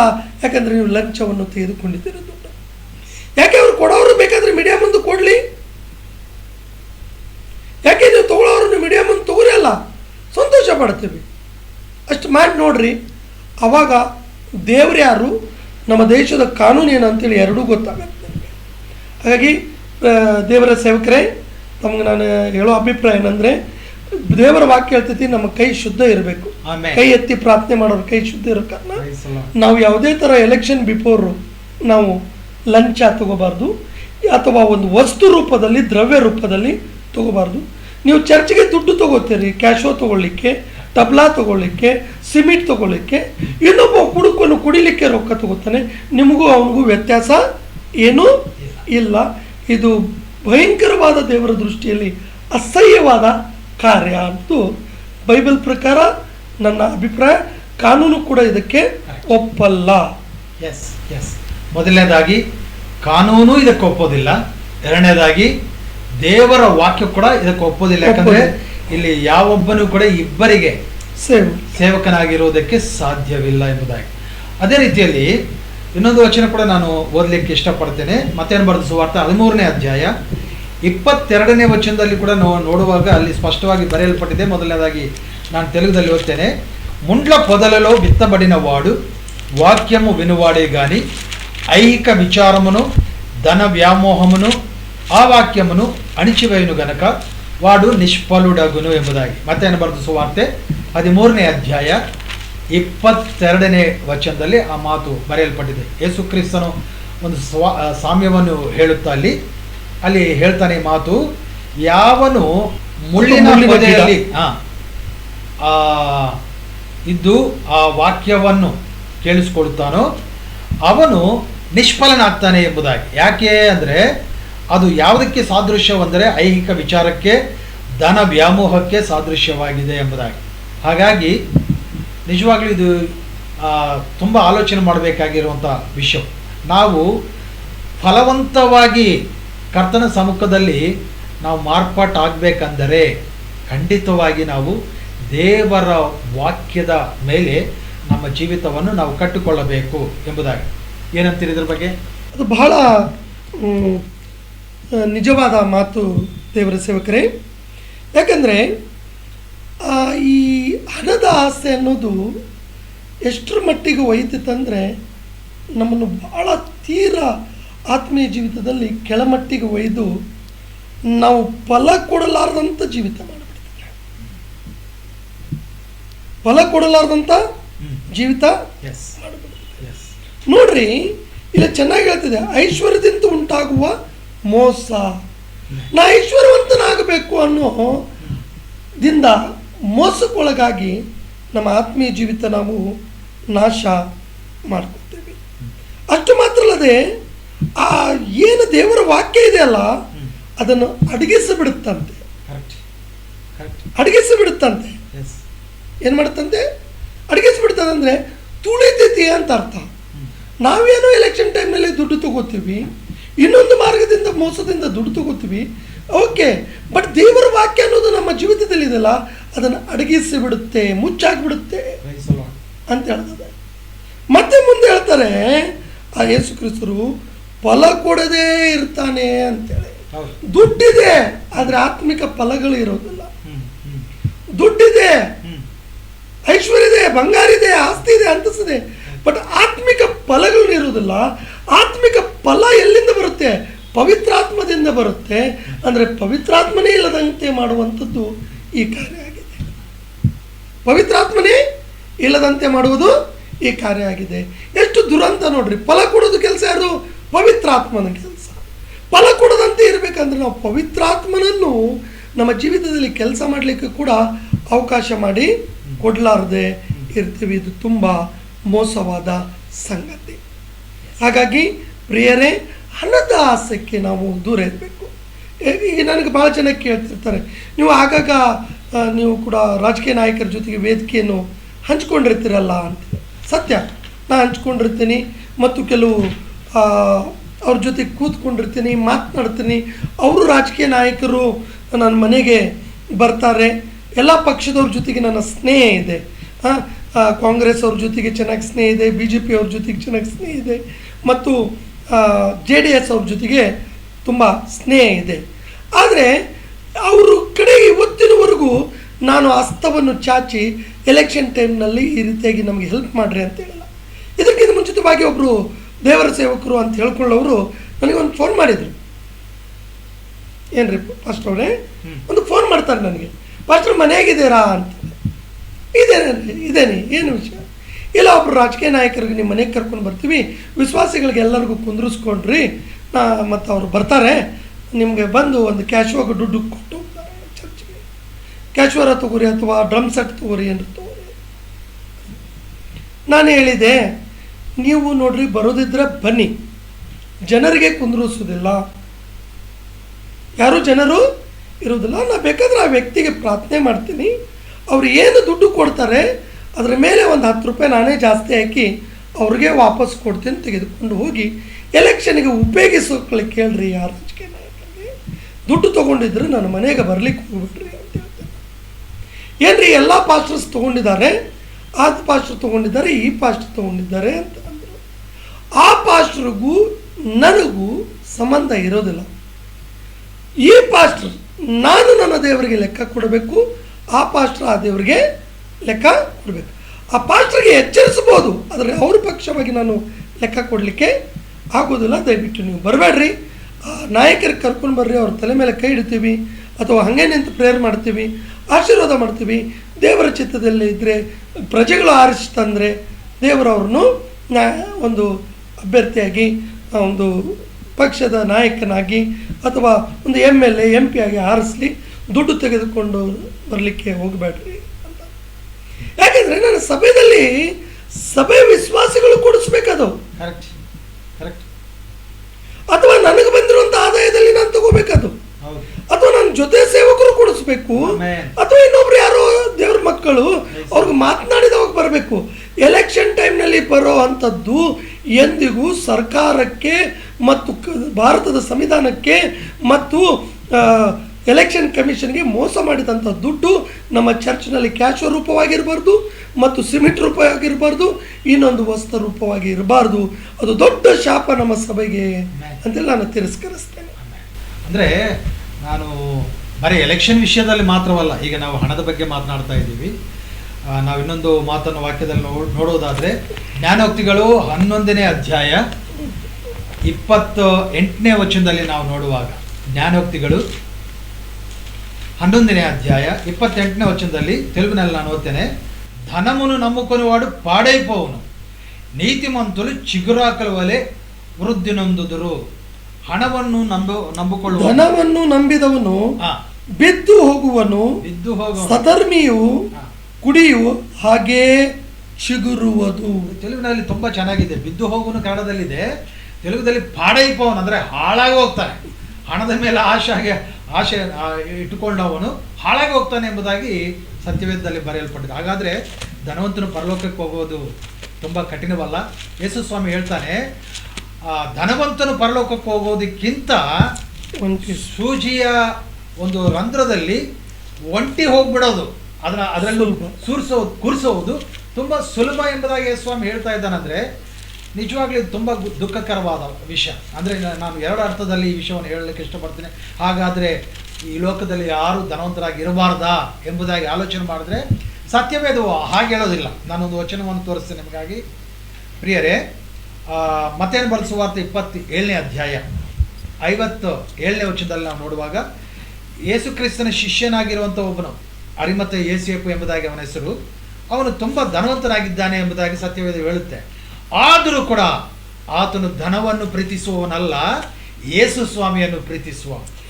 ಯೇಸು ಸ್ವಾಮಿಗಾಗಿ ತನಗಾಗಿ ಕೊರಿಸಿಕೊಂಡಿರುವಂತಹ ಆತನ ಸ್ವಂತವಾದ ಸಮಾಧಿಯನ್ನೇ ಕೊಟ್ಟುಬಿಡೋದಕ್ಕೆ ಆತನು ಸಿದ್ಧವಾಗಿದ್ದಾನೆ. ಆದರೂ ಕೂಡ ಸತ್ಯವೇದದಲ್ಲಿ ಬರೆಯಲ್ಪಟ್ಟಿದೆ ಆತನು ಧನವಂತನು ಎಂಬುದಾಗಿ. ಇನ್ನೊಬ್ಬ ಧನವಂತನೇ ಇರ್ತಾನೆ, ಯೇಸು ಸ್ವಾಮಿನ ಹಿಂಬಾಲಿಸ್ಲಿಕ್ಕೆ ಬರ್ತಾನೆ. ಅವನೊಟ್ಟಿಗೆ ಯೇಸು ಸ್ವಾಮಿ ಹೇಳ್ತಾನೆ, ನಿನ್ನ ಹಣವನ್ನೆಲ್ಲ ಕೂಡ ಮಾರಿಬಿಟ್ಟು, ನಿನ್ನ ಆಸ್ತಿಯನ್ನು ಮಾರಿ ನನ್ನನ್ನು ಹಿಂಬಾಲಿಸು ಎಂಬುದಾಗಿ ಹೇಳಿದರೆ, ಅವನು ಹಣವನ್ನು ಪ್ರೀತಿಸುವವನು ಆಗಿದ್ದ ಕಾರಣ ಆತನು ಯೇಸುಸ್ವಾಮಿನ ಹಿಂಬಾಲಿಸೋದಿಲ್ಲ, ಹೋಗ್ಬಿಡ್ತಾನೆ, ಹಿಂದಕ್ಕೆ ಹೋಗ್ಬಿಡ್ತಾನೆ. ಹಾಗಾದರೆ ಯೇಸುಸ್ವಾಮಿ ಹೇಳೋ ವಿಷಯ ಏನಂದರೆ, ಧನವಂತರೆಲ್ಲ ಕೂಡ ಪರಲೋಕ ರಾಜ್ಯಕ್ಕೆ ಬರೋದಿಲ್ಲ ಅಂತಲ್ಲ. ಹಾಗಾದರೆ ಅರಿಮತ್ತು ಯೋಸೇಫ್ ಕೂಡ ಪರಲೋಕ ರಾಜ್ಯಕ್ಕೆ ಹೋಗೋದಕ್ಕೆ ಸಾಧ್ಯವಿಲ್ಲ, ಯಾಕಂದರೆ ಆತನ ಧನವಂತನಾಗಿದ್ದಾನೆ. ಆದರೆ ದೇವರ ದೃಷ್ಟಿ ಅಂದರೆ, ಒಂದು ವೇಳೆ ನಾವು ಹಣವಂತರಾಗಿರಬಹುದು, ಸಿರಿವಂತರಾಗಿರಬಹುದು ಅಥವಾ ಧನವಂತರಾಗಿರಬಹುದು, ಆದರೆ ಹಣವು ನಮ್ಮ ವಿಷಯದಲ್ಲಿ ದೇವರಾಗಿರೋದಕ್ಕೆ ಎಂದೆಂದಿಗೂ ನಾವು ಬಿಡಬಾರದು. ಹಣವು ಹಣವೇ, ಅದನ್ನು ನಂಬಿಕೊಂಡ್ರೆ ನಾವು ಹಾಳಾಗಿ ಹೋಗ್ತೀವಿ ಅಂತೇಳಿ ಜ್ಞಾನೋಕ್ತಿಗಳಲ್ಲಿ ಬರೆಯಲ್ಪಟ್ಟಿದೆ. ಏನಂತೀರ ಸೇವಕರೇ? ಎಷ್ಟು ನೋಡಿ, ಆಗಿನ ಕಾಲದ ಸೇವೆಗೂ ಈಗಿನ ಕಾಲದ ಸೇವೆಗೂ ಭಾಳ ವ್ಯತ್ಯಾಸ ಇದೆ. ಅರ್ಲಿಯರ್ ಮಿನಿಸ್ಟ್ರಿ ಹೆಂಗೆ ರನ್ ಆಗ್ತೈತೆ ಅಂದರೆ by faith. By faith, F, faith ಅಂದರೆ ಎಫ್. ಬಟ್ ಟುಡೇ ಮಿನಿಸ್ಟ್ರಿ ಕೂಡ ಎಫ್ನಲ್ಲೇ ನಡೀತಾ ಇದೆ, finance. Earlier ministry running by faith, today ministry running by finance ಆಗಿದೆ. ಓಕೆ, ಏನಾಗಿದೆ ಅಂದರೆ, ನಮ್ಮ ಪೂರ್ವಿಕರು ನಂಬಿಕೆಯಿಂದ ಸೇವೆ ಮಾಡ್ತಾ ಇದ್ರು, ನಾವು ದುಡ್ಡಿನಿಂದ ಸೇವೆ ಮಾಡ್ತಾ ಇದ್ದೀವಿ. ಅದು ಹಂಗಾಗಿಬಿಟ್ಟಿದೆ. ಈಗ ತಾವು ಹೇಳಿದ್ರಿ ಯಾಕ್ರಿ ಐಶ್ವರ್ಯವಂತರು ಎಲ್ಲರೂ ದೇವರಾಜ್ಯಕ್ಕೆ ಹೋಗೋದಿಲ್ಲ ನೋಡ್ರಿ ಅರೆ ಮತ್ತೆ ಅಂತ. ನಮ್ಮ ಪೂರ್ವಿಕರಾದ ಅಬ್ರಾಮರಷ್ಟು ಐಶ್ವರ್ಯವಂತರು ಯಾರೂ ಇಲ್ಲ. ಅಬ್ರಾಮರು ತುಂಬ ಐಶ್ವರ್ಯವಂತರು. ಜೋಬು ಕೂಡ ತುಂಬ ಐಶ್ವರ್ಯವಂತರು. ಕಳ್ಕೊಂಡ್ರು ಮತ್ತು ತಿರುಗಿ ಎರಡರಷ್ಟು ಪಡ್ಕೊಂಡ್ರು ಅಂದರೆ ಮತ್ತೆ ಐಶ್ವರ್ಯವಂತರೇ ಅವರು. ಸೊ ಜೋಬ್ ಐಶ್ವರ್ಯವಂತರಾಗಿದ್ದಾಗ ದೇವರು ಆತನ ಬಗ್ಗೆ ಸಾಕ್ಷಿ ಕೊಡ್ತಾನೆ ಸೈತಾನ ಮುಂದೆ. ಐಶ್ವರ್ಯವಂತರು ದೇವರಾಜ್ಯಕ್ಕೆ ಹೋಗೋದಿಲ್ಲ ಅಂತಲ್ಲ, ಆದರೆ ದೇವರ ಆಶೀರ್ವಾದವು ವ್ಯಸನಕ್ಕೆ ಸೇರಿಸೋದು ಅಂತಿದೆ ಬೈಬಲ್. ದೇವರಿಂದ ಬಂದಂಥ ಐಶ್ವರ್ಯವು ದುಃಖಕ್ಕೆ ಯಾತನೆಗೆ ಸೇರಿಸೋದಿಲ್ಲ ಅಂತೇಳಿ ಜ್ಞಾನೋಕ್ತಿ ಹೇಳುತ್ತೆ. ಓಕೆ, ಸೊ ಈಗ ಈಗಿನ ಸೇವೆಗೂ ಆಗಿನ ಸೇವೆಗೂ ವ್ಯತ್ಯಾಸ ಏನಪ್ಪ ಅಂತಂದರೆ, ಪೇತ್ರ ಹತ್ರ ಒಬ್ರು ಬರ್ತಾರೆ. ಯಾರ ಹತ್ರ? ಪೇತ್ರ ಹತ್ರ. ಪೇತ್ರ ಒಳ್ಳೆ ಬಿಸ್ನೆಸ್ ಮ್ಯಾನ್. ಹಡಗ ಇದೆ, ಬಲಿ ಇದೆ. ನೀವು ಈಗ ಒಂದು ಬಲಿ ಖರೀದಿ ಮಾಡ್ಕೊಳಕ್ಕೆ ಆಗೋದಿಲ್ಲ. ಈಗ 4,000 ರೂಪಾಯಿ, 5,000 ರೂಪಾಯಿ, 6,000 ರೂಪಾಯಿ, 10,000 ರೂಪಾಯಿ, 20,000 ರೂಪಾಯಿ, 30,000 ರೂಪಾಯಿ ಮಟ್ಟ ಇದೆ ಬಲಿಗೆ. ಒಂದು ಹಡಗ ತಗೋತೀರಾ? ಸೈಕಲ್ ತಗೊಳ್ಳಿಕ್ಕೆ ಆಗ್ತಾ ಇಲ್ಲ, 2 ವೀಲರ್ ತಗೊಳ್ಳಿಕ್ಕೆ ಆಗ್ತಾ ಇಲ್ಲ ನಮಗೀಗ. ಅವ್ರ ಹತ್ರ ಹಡಗ ಇತ್ತು, ಬಲಿ ಇತ್ತು, ಅಂದ್ರೆ ಅವ್ರು ಶ್ರೀಮಂತರೇ ಅಂತ. ಮತ್ತು ಮೀನ ವ್ಯಾಪಾರಸ್ಥರು ಅವ್ರು ಒಳ್ಳೆ. ಆದರೂ ಕೂಡ ಅವ್ರು ಒಂದು ಕಡೆ ಒಂದು ಮಾತಂತಾರೆ, ನನ್ನ ಹತ್ರ ಬೆಳ್ಳಿ ಇಲ್ಲ, ಬಂಗಾರ ಇಲ್ಲ. ನನ್ನ ಹತ್ರ ಬೆಳ್ಳಿ ಇಲ್ಲ, ಬಂಗಾರ ಇಲ್ಲ, ನನ್ನ ಹತ್ರ ಇರೋದನ್ನೇ ನಿಮಗೆ ಕೊಡ್ತೇನೆ, ಯೇಸು ಕ್ರಿಸ್ತನ ಹೆಸರಿನಲ್ಲಿ ಎದ್ದು ನಡೀಪ ಅಂತ ಅನ್ಕೊಂಡಂಗೆ. ಈಗಿನ ಕಾಲದಲ್ಲಿ ನಾನೇ ಹೋಗಿ ಹಿಂಗೆ ಕೈ ಇಟ್ಕೊಂಡು, ನನ್ನ ಹತ್ರ ಬೆಳ್ಳಿ ಇಲ್ಲ, ನನ್ನ ಹತ್ರ ಬಂಗಾರ ಇಲ್ಲ, ಇದ್ದದನ್ನು ನಿನ್ ಕೊಡ್ತೀನಿ ಎದ್ದು ನಡಿ ಅಂದ್ರೆ, ಆ ಕುಂಟ ಏನಂತ ಗೊತ್ತಾ? 3 ಉಂಗುರ ಅದಾವಲ್ರಿ ಪಾಸ್ಟರ್ ಅಂತಾನೆ. ಇಲ್ಲಿ ಏನಂತನ್ರಿ? 3 ಉಂಗುರ ನಮ್ ಸಾಕ್ಷಿ ಹಂಗಿದೆ. ಇಲ್ಲೇ ಈ 4 ಉಂಗುರ ಕನ್ಸೋಂಗ್ ಉಂಗುರ ಹಾಕೊಂಡಿರ್ತಾರೆ. ಬಟ್ ಆಗಿನ ಕಾಲದ ಸೇವಕರು 4 ಉಂಗುರ ಹಾಕೊಂಡು ಸರ್ ನೀವು ಹಾಕೋತೀರಿ, ಅದು ನಿಮ್ಮ ನಂಬಿಕೆ. ನಿಮ್ಗೆ ದೇವ್ರ ಬಂಗಾರ ಕೊಟ್ಟು ಇಟ್ಕೊಳ್ಳೋದು ತಪ್ಪಲ್ಲ. ನಾನು ಹೇಳಾಕ್ತೀನಿ ಆಗಿನ ಕಾಲಕ್ಕೂ ಈಗಿನ ಕಾಲಕ್ಕೂ. ಹಿಂಗೆ ಅನ್ನೋದಿಲ್ಲ ನಾವು, ಹಿಂಗಂತೀವಿ ಅಂದ್ರೆ ನಮ್ಮ ಉಂಗುರ ಕಾಣ್ಬೇಕು. ಹಿಂಗನ್ನಲ್ಲ, ನನ್ನ ಹತ್ರ ಬೆಳ್ಳಿ ಇಲ್ಲಪ್ಪ, ನನ್ನ ಹತ್ರ ಬಂಗಾರ ಅಂದ್ರೆ ಉಂಗುರ ಕಾಣಿಸೋದಿಲ್ಲ ಹಿಂಗ ಅಷ್ಟು. ಹಿಂಗಂತೀವಿ. ಹಿಂಗಂದ್ರೆ ನನ್ನ ಕೈಯಲ್ಲಿ 4 ಉಂಗುರ ಅದಪ್ಪ, ಬಾಯಲ್ಲಿ ಏನನ್ನೋದು ಬೆಳ್ಳಿ ಇಲ್ಲ. ಅವರು ಭಾಳ ಬ್ಯೂಟಿಫುಲ್ ದೇರ್. ಅದಕ್ಕೆ ಮೊದಲಿಂದ earlier minister running by the faith, today minister running by the finance or gold ಹೇಳ್ತಾರೆ. ಈಗ ಪೇತ್ರನ ಹತ್ರ ಬಂದು ಒಬ್ಬನ ಅಂತಾನೆ, ದುಡ್ಡು ಕೊಡ್ತೇನೆ ತಗೋ, ನಾ ಯಾರ ಮೇಲೆ ಕೈ ಇಡ್ತೇನೆ ಅವ್ರಿಗೆ ಪವಿತ್ರ ಆತ್ಮನು ಬರಬೇಕು. 8ನೇ ಅಧ್ಯಾಯ ತಾವು ಓದಬಹುದು. ಅದು ಸಿಮೆಯೋನ್ ಐ ಥಿಂಕ್. 8ನೇ ಅಧ್ಯಾಯದಲ್ಲಿ ಸಿಮೆಯೋನ್ ಅಂತ. ಇವ್ರದ್ದು ಹೆಸರು ಮೂಲ ಸಿಮೆಯೋನೇ, ಪೇತ್ರ ಅವ್ರದ್ದು. ಬಟ್ ಇಲ್ಲ ಪೇತ್ರ ಸಿಮೆಯೋನ್ ಅಂತ ಚೇಂಜ್ ಆಗ್ತದೆ ಅಷ್ಟೇ. ಬಂದಾಗ ನಾ ಯಾರ ಮೇಲೆ ಕೈ ಇಡ್ತೇನೆ ಅವ್ರಿಗೆ ಇದು ಕೊಡು, ಇದು ಮಾಡ್ರಿ ಅಂದಾಗ ದುಡ್ಡು ಕೊಡ್ತೆ, ಪವಿತ್ರಾತ್ಮನ ದಾನ ಕೊಡು, ಪವಿತ್ರಾತ್ಮನ ಅಭಿಷೇಕ ಕೊಡು ಅಂತಾರೆ. ಗಾಡ್ಸ್ ಬ್ಲೆಸ್ಸಿಂಗ್ಸ್ ನಾವು ದೇವರ ಹಣದಿಂದ ಕೊಂಡ್ಕೊಳ್ಳಿಕ್ಕೆ ಆಗಲ್ಲ. ಆದರೆ ಪೇತ್ರನು ಅವನಿಗೆ 20ನೇ ವಚನ 8:20ನಲ್ಲಿ, ನಿನ್ನ ಬೆಳ್ಳಿಯು ನಿನ್ನ ಕೂಡ ಹಾಳಾಗಿ ಹೋಗಲಿ ಅಂತಾನೆ. ನೀವು ಅಲ್ಲಿ ಅಂದ್ರಿ, ಬಿದ್ದು ಹೋಗೋದಲ್ಲ, ನಾಶನೇ ಅಂದ್ರಿ. ಇಲ್ಲೇ ಪೇತ್ರನಂತಾನೆ, ನಿನ್ನ ಬೆಳ್ಳಿ ನಿನ್ನ ಕೂಡ ಅಂದ್ರೆ ನೀನು ನಿನ್ನ ಬೆಳ್ಳಿ ಇಬ್ರು ಹಾಳಾಗಿ ಹೋಗ್ರಿ ಅಂತಾನೆ. ನಾವು ಇದ್ರೆ ನಾನಿದ್ರೆ ಬೆಳ್ಳಿನ ಬಂಗಾರ ಅಂತೇಳಿ ಒಂದು ದೊಡ್ಡ ಪ್ರೇಯರ್ ಮಾಡ್ತಿದ್ದೆ. ಎಷ್ಟು ದೊಡ್ಡ ಪ್ರೇಯರ್ ಅಂದ್ರೆ, ಒಂದು ವೇಳೆ ಅವನಿಗೆ ಗಂಡು ಮಕ್ಕಳಾಗಿದ್ದಿಲ್ಲ ಅಂದ್ರೆ ದೇವರೇ ಗಂಡು ಮಗನೇ ಕೊಡಂತ ಪ್ರಾರ್ಥನೆ ಮಾಡ್ತಿದ್ದೆ. ಒಂದು ವೇಳೆ ಅವನು ಹೆಂಡತಿ ಸತ್ತಿದ್ರೆ ದೇವರೇ ಗಂಡು ಮಗನೇ ಕೊಡು ಅಂತಿದ್ದೆ. ಮತ್ತು ಅಂದ್ರೆ ಇನ್ನೊಂದೆರಡು ಮಾಡ್ಕೊಳ್ಳಿ ಅವ ಬೇಕಾದ್ರೆ ಅಂತಿದ್ದೆ. ಅಂದ್ರೆ ನಮ್ಮ ಪ್ರೇಯರ್ಸ್ ಹಂಗಿರ್ತಾವೆ.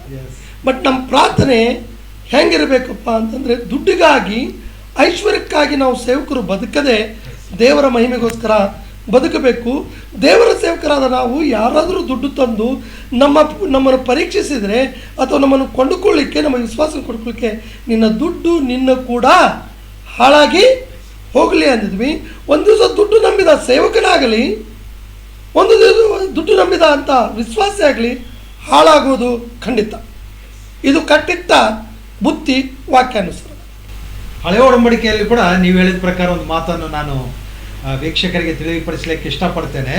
ಯಾಕಂದರೆ ನೀವು ಹಳೆ ಕಾಲದಲ್ಲಿ ಎಂಬುದಾಗಿ ಹೇಳಿದ್ರಲ್ಲ, 2ನೇ ಅರಸರು 5ನೇ ಅಧ್ಯಾಯ 16ನೇ ವಚನದಲ್ಲಿ ದೈವ ಸೇವಕನಿಂದ ಒಂದು ಮೇಲನ್ನು ಹೊಂದಿಕೊಂಡಿರುವಂತಹ ನಯಮಾನು ಎಂಬ ಆತನು ಎಲಿಷನ ಹತ್ರ ಬಂದು ಆತನಿಗೆ ಬಹುಮಾನಗಳು ಕೊಡುವುದಕ್ಕೆ ಪ್ರಯತ್ನ ಮಾಡ್ತಾನೆ.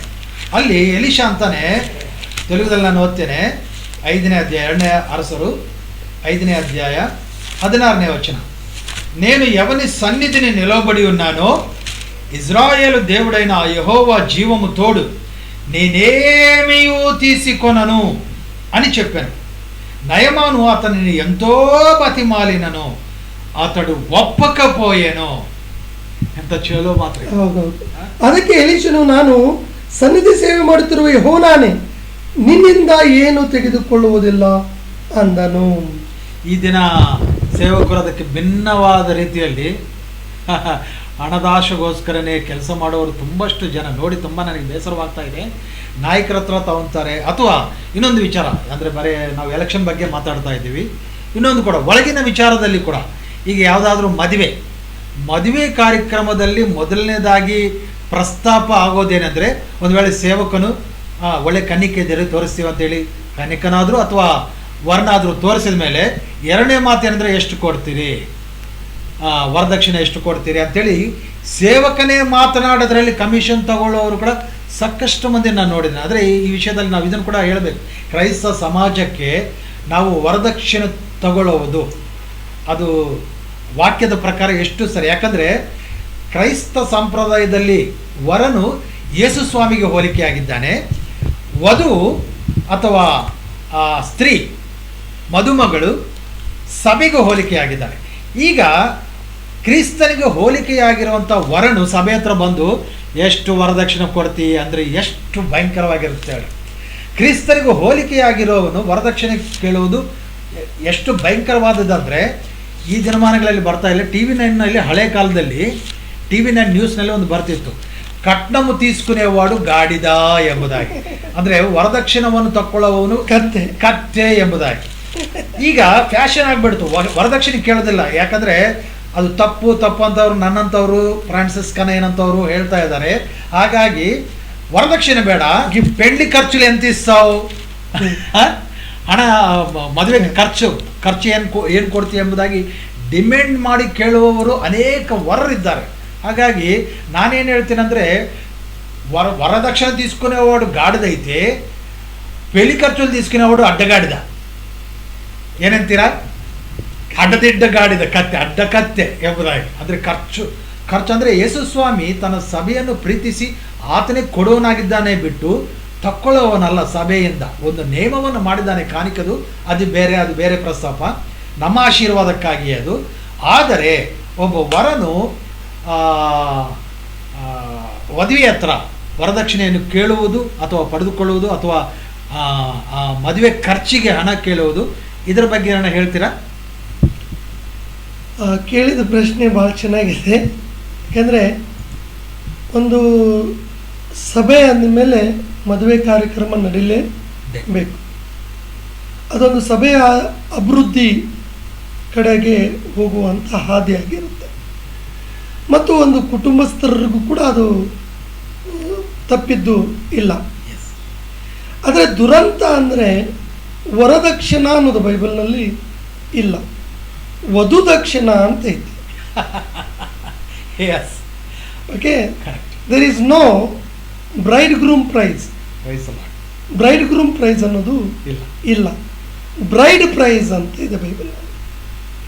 ಓಲ್ಡ್ ಟೆಸ್ಟ್ಮೆಂಟ್ನಲ್ಲಿ ನಮ್ಮ ಪೂರ್ವಿಕರು ಮತ್ತು ಆಗಿನ ಕಾಲದ ಬರೀ ಯೂದರಂತೆ ಅಲ್ಲ, ಬೇರೆ ಜನಾಂಗದವರು ಕೂಡ ಆಗಿನ ಕಾಲದವರು ಬ್ರೈಡ್ ಪ್ರೈಸ್ ಅಂತ ಕೊಡ್ತಿದ್ರು. ನೀವು 34ನೇ ಜೆನೆಸಿಸ್ನಲ್ಲಿ 12ನೇ ವಚನದಲ್ಲಿ ಅದು ಬ್ರೈಡ್ ಪ್ರೈಸ್ ಅಂತ ಸಿಗುತ್ತೆ. ಸೊ ಬ್ರೈಡ್ ಪ್ರೈಸ್ ಕೊಟ್ಟು ಮಾಡ್ಕೊಂಡು ಬರಬೇಕಿತ್ತು. ಇದನ್ನು ಉಲ್ಟಾ ಆಗಿಬಿಟ್ಟಿದೆ. ಈಗ ಬ್ರೈಡ್ ಗ್ರೂಮ್ ಪ್ರೈಸ್. ಕನ್ನಡದಲ್ಲಿ ಏನೈತೆ ಅದು ಬ್ರೈಡ್ ಪ್ರೈಸ್ ಅನ್ನೋದು? ಓದಿ ಹೇಳ್ತೀನಿ. ತೆಲುಗುలో ಓಲಿ అని ఉంటుంది. ಹೆಣ್ಣಿಗಾಗಿ ತರವನ್ನು ಅಂತ. ತರ ಓಕೆ, ಎಸ್. ಹೆಣ್ಣಿಗಾಗಿ ತರವನ್ನು ಅಥವಾ ಕಾಣಿಕೆಯನ್ನು ನೀವು ಹೇಳುವ ಮರಿಗೆ ಅಂತ. ತರ ಮತ್ತು ಕಾಣಿಕೆ ಎರಡು ಕೂಡ ಬರುತ್ತೆ. ತರ ಮತ್ತು ಕಾಣಿಕೆ ಅಂತ ಸೊ ಕೊಡ್ತೀವಿ ಅಂತ. ಈ ತರ ಕಾಣಿಕೆ ಅನ್ನೋದು ಹೆಣ್ಣಿಗೆ ಕೊಟ್ಟು ನಾವು ತೆಗೆದುಕೊಂಡು ಬರುವ ನಿಯಮ ಹಳೆ ಒಡಂಬಡಿಕೆಯಲ್ಲಿ ಒಂದು ರೀತಿ ಆ ಹುಡುಗಿಗನ್ನು ನಾವು ಕೊಂಡುಕೊಂಡು ಬಂದಂಗೆ ಇತ್ತದು. ಅಂದರೆ ಒಂದು ಗಿಫ್ಟ್ ಕೊಟ್ಟು ಆ ಮನೆ ಕರ್ಕೊಂಡು. ಈಗ ಹಂಗೆಲ್ಲ ವಧುನೇ ವರನನ್ನು ಕೊಂಡುಕೊಳ್ಳೋ ಪರಿಸ್ಥಿತಿ ಬಂದುಬಿಟ್ಟಿದೆ. ಅಂದರೆ ಆಳು ಯಜಮಾನನನ್ನು ಕೊಂಡುಕೊಂಡಂತೆ ಆತಿಗೆ. ಆಳು ಯಜಮಾನನನ್ನೇ ಕೊಂಡುಕೊಂಡಂತ ಅಂದ ಮಾತ್ರಕ್ಕೆ ಮತ್ತು ನೀವು ಹಿಂಗೆ ತಿಳಿಬೇಡ್ರಿ ತಪ್ಪಾರ್ಥಾಗಿ.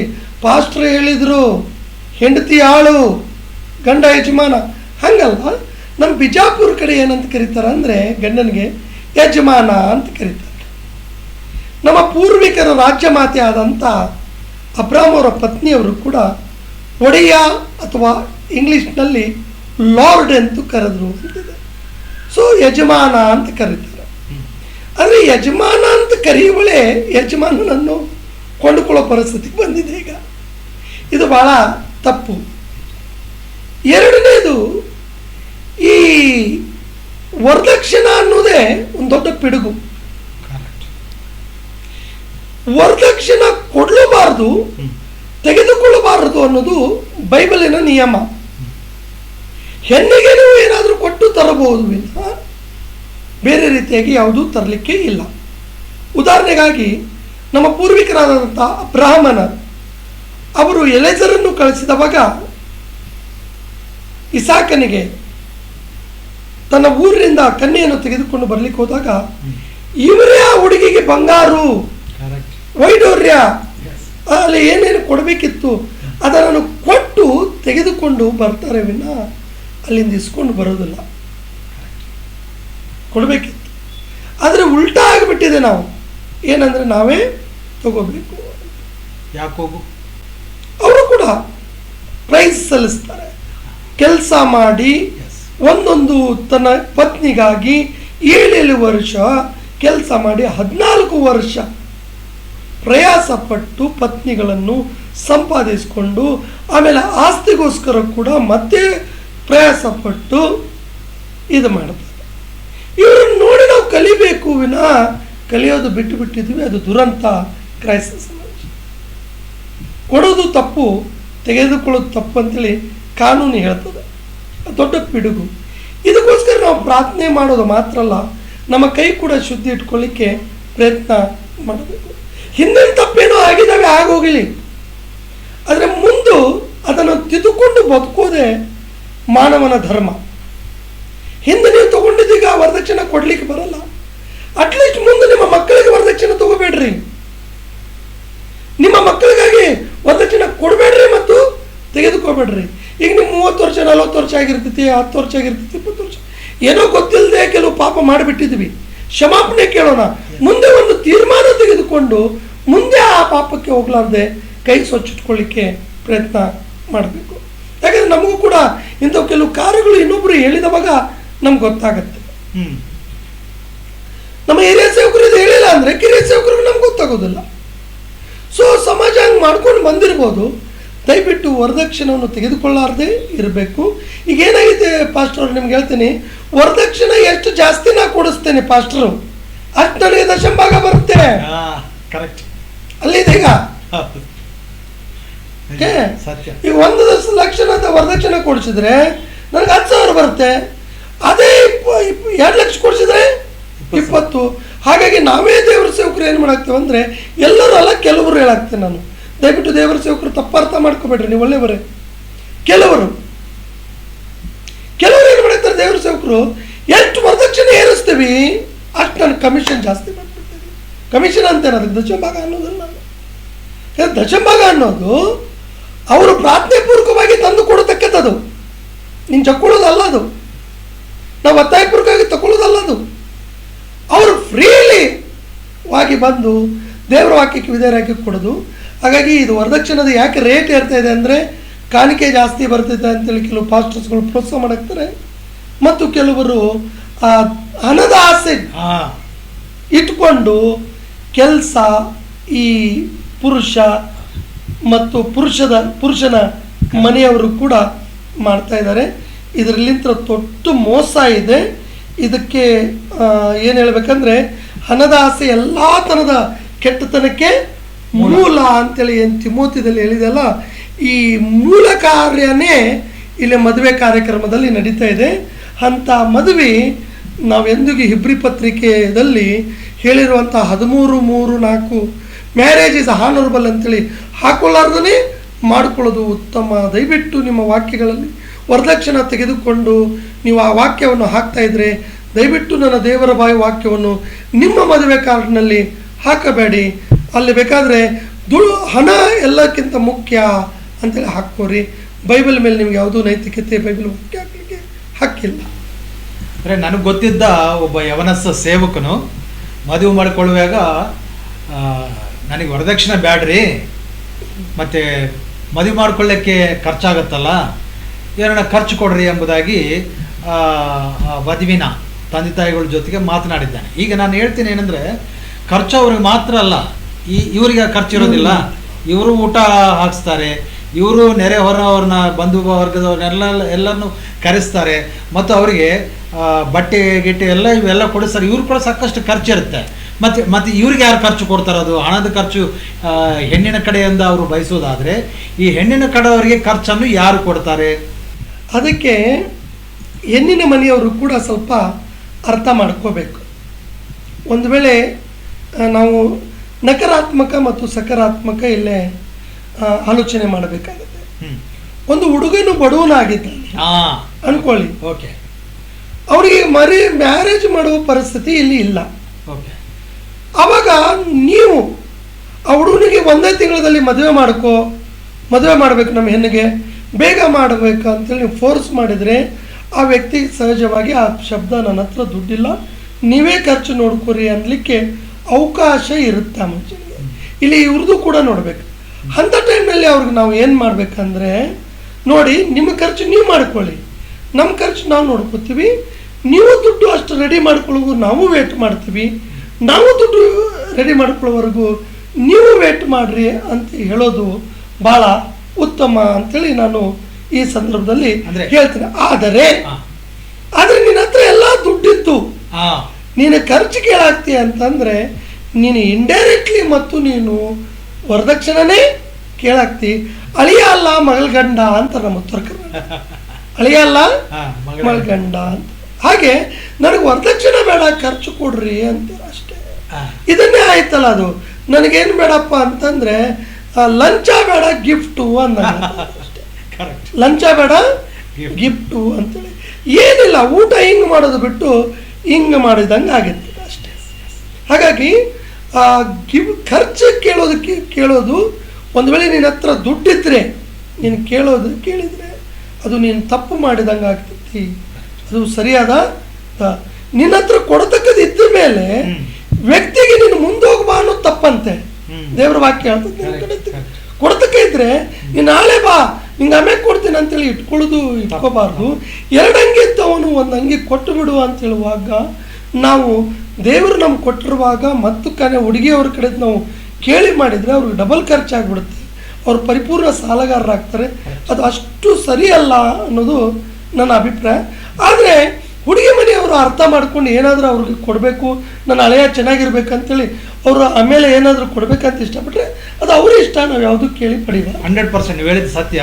ಆದರೆ ಇದನ್ನು ಉಲ್ಟ ಮಾಡಿ ಪ್ರಶ್ನೆ ಕೇಳಲಿಕ್ಕೆ ನಾನು ಇಷ್ಟಪಡ್ತೀನಿ. ಅಂದರೆ ಯಾಕಂದರೆ ನೀವು ಒಂದು ವಿಧಾನದಲ್ಲಿ ಹೇಳಿದ್ರಿ, ಅಂದರೆ ವರನು ಒಂದು ವೇಳೆ ಬಡವನಾಗಿದ್ದುಕೊಂಡು ಸೇಮ್ ಟೈಮ್ನಲ್ಲಿ ಹುಡುಗಿ ಕೂಡ ಬಡವರಿದ್ದಾಗ ಹುಡುಗನ ಕೊಟ್ಟು ಕೂಡ ಮದುವೆ ಮಾಡ್ಕೋಬೇಕು. ಇಂಥ ಸಂಗತಿ ನಮ್ಮ ಜೀವಿತದಲ್ಲಿ ತುಂಬ ಆಗಿದ್ದಾವೆ. ಉದಾಹರಣೆಗಾಗಿ ನಮ್ಮ ಸ್ವಂತ ಕುಟುಂಬದಲ್ಲಿ ಕೂಡ ನಮ್ಮ ಭಾವಂದರು ನಮ್ಮ ಅವಾಗ ಪರಿಸ್ಥಿತಿ ಸ್ವಲ್ಪ ಸರಿ ಇಲ್ಲದಕ್ಕೆ ನಮ್ಮ ತಾಯಿಗೆ ಅವರೇ ಹೆಲ್ಪ್ ಮಾಡಿದ್ದು ಕೂಡ ನಾನು ನೋಡಿದ್ದೀನಿ. ಇದೆಲ್ಲ ವಿಷಯಗಳನ್ನು ವೀಕ್ಷಕರೇ ಯಾಕೆ ನಮ್ಮ ಹೇಳ್ತಾ ಸ್ವಂತ ಇದ್ದಾರೆ? ಭಾವ ಹೆಲ್ಪ್ ಮಾಡಿದ್ದಾರೆ. ಹಾ. ನಾನು ಇದು ಐಟಮ್ ಕೊಡಿಸ್ತೀನಿ, ನೀವು ತಂದು ಕೊಡ್ರಿ ಆಮೇಲೆ Yes, praise the ಮಂದಿ ಮುಂದೆ ಅಂತೇಳಿ ಕೆಲವು ಮಾಡಿದ್ದಾರೆ. ಹಾಗೆ ಕೆಲವು ಕುಟುಂಬಕ್ಕೆ ಕೂಡ ಒಳ್ಳೆವು ಇದ್ದಾವೆ, ಇಲ್ಲ ಅಂತ ಹೇಳಲಿಕ್ಕೆ ಬರಲ್ಲ. Yes, yes. ಅದಕ್ಕೆ ಈ ಪ್ರಪಂಚ ಇದೆ. ಕೆಲವರು ಏನು ಮಾಡ್ತಾರೆ, ಹೆಣ್ಣಿನ ಕಡೆ ಅವರು ಬಡವರಿದ್ದಾಗ, ಇವರು ಶ್ರೀಮಂತರಾಗಿದ್ದಾಗ ಅವರೇ ಎಲ್ಲ ಖರ್ಚು ಕೂಡ ನೋಡಿದಂತೂ ಇದೆ. ಸಮತೋಲನ ನೋಡಿಕೊಂಡು ಅವರು ವ್ಯವಹರಿಸಿದ್ರೆ ಹಾ. ಒಳ್ಳೇದು. ಈ ಅಂತ ನಾನು- ಸಮತುಲ್ಯವಾಗಿ ಅಥವಾ ನ್ಯಾಯಬದ್ಧವಾಗಿ ನಡೆದುಕೊಳ್ಳೋರು ಬೆರಳಷ್ಟು ಜನರಷ್ಟೇ, ಬೆರಳಷ್ಟು ಜನರು. ಹೌದು ಹೌದು ಅಂದ್ರೆ ಅತ್ಯಧಿಕ ಸಂಖ್ಯಾಕರು ಬಂದು ಈ ಹಣದಾಶಕ್ಕೆ ಒಳಪಟ್ಟು ಈ ರೀತಿಯಲ್ಲಿ ನಾನು ಕ್ರೈಸ್ತರಲ್ಲಿ ಅನೇಕರನ್ನು ನಾನು ನೋಡಿದ್ದೀನಿ. ಅದಕ್ಕಾಗಿ ತುಂಬ ಮನಸ್ಸು ನೋವಿನಿಂದ ನಾನು ಈ ಒಂದು ಡಿಬೇಟನ್ನು ಮಾಡುವುದಕ್ಕೆ, ಅದಕ್ಕೆ ಹಣದಾಸೆ ಸಾಯಬೇಕು, ಕ್ರೈಸ್ತರಲ್ಲಿ ಹಣದಾಸೆ ಸಾಯಬೇಕು. ನಾವು ಕ್ರಿಸ್ತನ ಮನಸ್ಸು ಉಳ್ಳವರಾಗಿ, ಸೇವಕರು ಹೇಳಿದ ಪ್ರಕಾರ ಒಂದು ವೇಳೆ ಎದುರಿನ ಪಕ್ಷದವರು ಬಡವರಾಗಿದ್ದರೆ ನಾವೇ, ಒಂದು ವೇಳೆ ನಮಗಿದ್ದರೆ ನಾವೇ ಕೊಟ್ಟು ಸಹಾಯ ಮಾಡಿ ಅದನ್ನು ಮದುವೆ ಮಾಡಿಕೊಳ್ಳುವುದು, ಅಥವಾ ಇಬ್ಬರಲ್ಲಿ ಇದ್ದರೆ ಹೆಚ್ಚಾದ ಒಂದು ದುಂದು ಔತಣ ಮಾಡಬಾರ್ದು, ಮಾಡದೆ ತಕ್ಕ ವಿಧಾನದಲ್ಲಿ ಅದನ್ನು ಮಾಡಿಕೊಂಡು ಸಾಲಗಾರರ ಆಗದೆ. ಯಾಕಂದ್ರೆ ಈಗ Yes. ಮದುವೆ ಅಂದ ಕೂಡಲೇ ಆಕಾಶವಂತ ಪಂದಿರು ವೇಸಿ, ಭೂದೇವಂತ ಇದು ವೇಸಿ, ಫುಲ್ಗ ಊರ್ಕಂದ್ರಾಗ ಭೋಜನಾಲು ಬಿಟ್ಟು ಇಂಥ ಕಾರ್ಯಕ್ರಮಗಳು ತುಂಬ ಕಡೆ ನಡೀತಾ ಇರ್ತವೆ. ಅದೆಲ್ಲ ಬೇಕಾಗಿಲ್ಲ. ನಾವು ನಮ್ಮ ಅಂತಸ್ತಿಗೆ ತಕ್ಕ ರೀತಿಯಲ್ಲಿ ಹಣವನ್ನು ಖರ್ಚು ಮಾಡಿಕೊಂಡು ಕರ್ತನಿಗೆ ಮಹಿಮೆಕರವಾಗಿ ನಾವು ಇರಬೇಕ್ರಿ. ನಾವು ದೇವರ ವಾಕ್ಯಕ್ಕೆ ವಿರೋಧವಾಗಿ ಯಾವುದನ್ನು ಕೂಡ ನಾವು ಮಾಡಬಾರ್ದು. ಯಾಕಂದರೆ ಮತ್ತೇನು ಬರೆದ ಸುವಾರ್ತೆ 19ನೇ ಅಧ್ಯಾಯ 21ನೇ ವಚನದಲ್ಲಿ ನಾವು ನೋಡುವಾಗ ಯೇಸುಸ್ವಾಮಿ ಒಬ್ಬ ಧನವಂತನೊಟ್ಟಿಗೆ ಮಾತನಾಡುತ್ತಾ, పోయి నీ ఆస్తి అమ్మి బీదలకిమ్ము అప్పుడు పరలోకమందు నీకు ధనము కలుగును. ಈಗ ನಾನು ಮಾತಾಡಲಿಕ್ಕೆ ಇಷ್ಟಪಡ್ತೀನಿ ಏನಂದರೆ, ಇಷ್ಟುವರೆಗೆ ಏನು ಮಾಡಬಾರ್ದು ಅಂದರೆ ನಾವು ವರದಕ್ಷಿಣೆ ತಗೋಬಾರ್ದು. ಸೇವಕರು ಮೊದಲನೇದಾಗ ಒಂದು ಪ್ರಸಂಗ ಮಾಡಿದ್ರಲ್ಲ, ದೇವರು ಯಾವಾಗಲೂ ಕೂಡ ಏನನ್ನು ಮಾಡಬಾರ್ದೋ ಹೇಳ್ತಾನೆ, ಏನನ್ನು ಮಾಡಬೇಕು ಅದನ್ನು ಕೂಡ ನಮಗೆ ತಿಳಿಪಡಿಸ್ತಾನೆ. ಹಾಗಾಗಿ ನಾವು ವರದಕ್ಷಿಣೆಯನ್ನು ತಕ್ಕೊಳ್ಳೋದು ಅಥವಾ ಈ ಹಣದ ಆಶೆ ಇರೋದು ಇವೆಲ್ಲ ಕೂಡ ತಪ್ಪಾಗಿದೆ, ನಾವು ಮಾಡಬಾರ್ದು. ಕ್ರೈಸ್ತರಾಗಿರುವ ನಾವು ದೇವರನ್ನು ಪ್ರೀತಿಸಬೇಕು. ಇದ್ದದರಲ್ಲೇ ಅಂದರೆ 2 ಅಂಗಿ ಇದ್ದರೆ ಒಂದು ತೆಗೆದು ಇಲ್ಲದವನಿಗೆ ಕೊಡಬೇಕಂತೆ, ಅದು ದೇವರು ನಮಗೆ ಹೇಳಿಕೊಟ್ಟಿರುವಂಥ ನೀತಿ. ಈಗ ಪರಲೋಕವನ್ನು ಸಂಪಾದನೆ ಮಾಡಿಕೊಳ್ಳಬೇಕಂದರೆ ಇಲ್ಲಿ ವಾಕ್ಯದಲ್ಲಿ ಹೇಳ್ತಾ ಇದ್ದಾನೆ, నీ ఆస్తి అంతయు బీదలకిమ్ము అప్పుడు నీకు పరలోకంలో ధనము కలుగును, ನೀವು ನನ್ನು వెంబడించు. ಅಂದರೆ ಯೇಸು ಕ್ರಿಸ್ತನನ್ನು ಹಿಂಬಾಲಿಸುವುದಕ್ಕೆ ನಮ್ಮ ಆಸ್ತಿಯನ್ನು ನಾವು ತ್ಯಜಿಸಬೇಕು, ಅದನ್ನು ದ್ವೇಷಿಸಬೇಕು. ಆವಾಗ ನಮಗೆ ಪರಲೋಕದಲ್ಲಿ ಸ್ಥಾನ ಸಿಗುತ್ತೆ. ನಾನು ದ್ವೇಷ ಎಂಬ ಪದವನ್ನು ಉಪಯೋಗಿಸಿದ್ದೆ, ನನ್ನ ಸ್ವಂತ ಮಾತಲ್ಲ, ಈಗಾಗಲೇ ನಾನು ಹೇಳಿದ್ದೇನೆ. ದ್ವೇಷ ಎಂಬ ಪದ ನಾನು ಹೇಳಿದ್ದೀನಿ. ಎಲ್ಲಿ? ಮತ್ತೇನು ಬರೆದ ಸುವಾರ್ತೆ 6ನೇ ಅಧ್ಯಾಯ 24ನೇ ವಚನದಲ್ಲಿ, ನೀವು ದೇವರಿಗೆ ಮತ್ತು ಹಣಕ್ಕೆ ದಾಸರಾಗಿರುವುದಕ್ಕೆ ಸಾಧ್ಯವಿಲ್ಲ. ಒಬ್ಬನನ್ನು ದ್ವೇಷಿಸಿ ಇನ್ನೊಬ್ಬನನ್ನು ಪ್ರೀತಿಸಿ, ಅಥವಾ ಒಬ್ಬನ ಪಕ್ಷದಲ್ಲಿದ್ದು ಇನ್ನೊಬ್ಬನನ್ನು ತೃಣೀಕರಿಸಿ.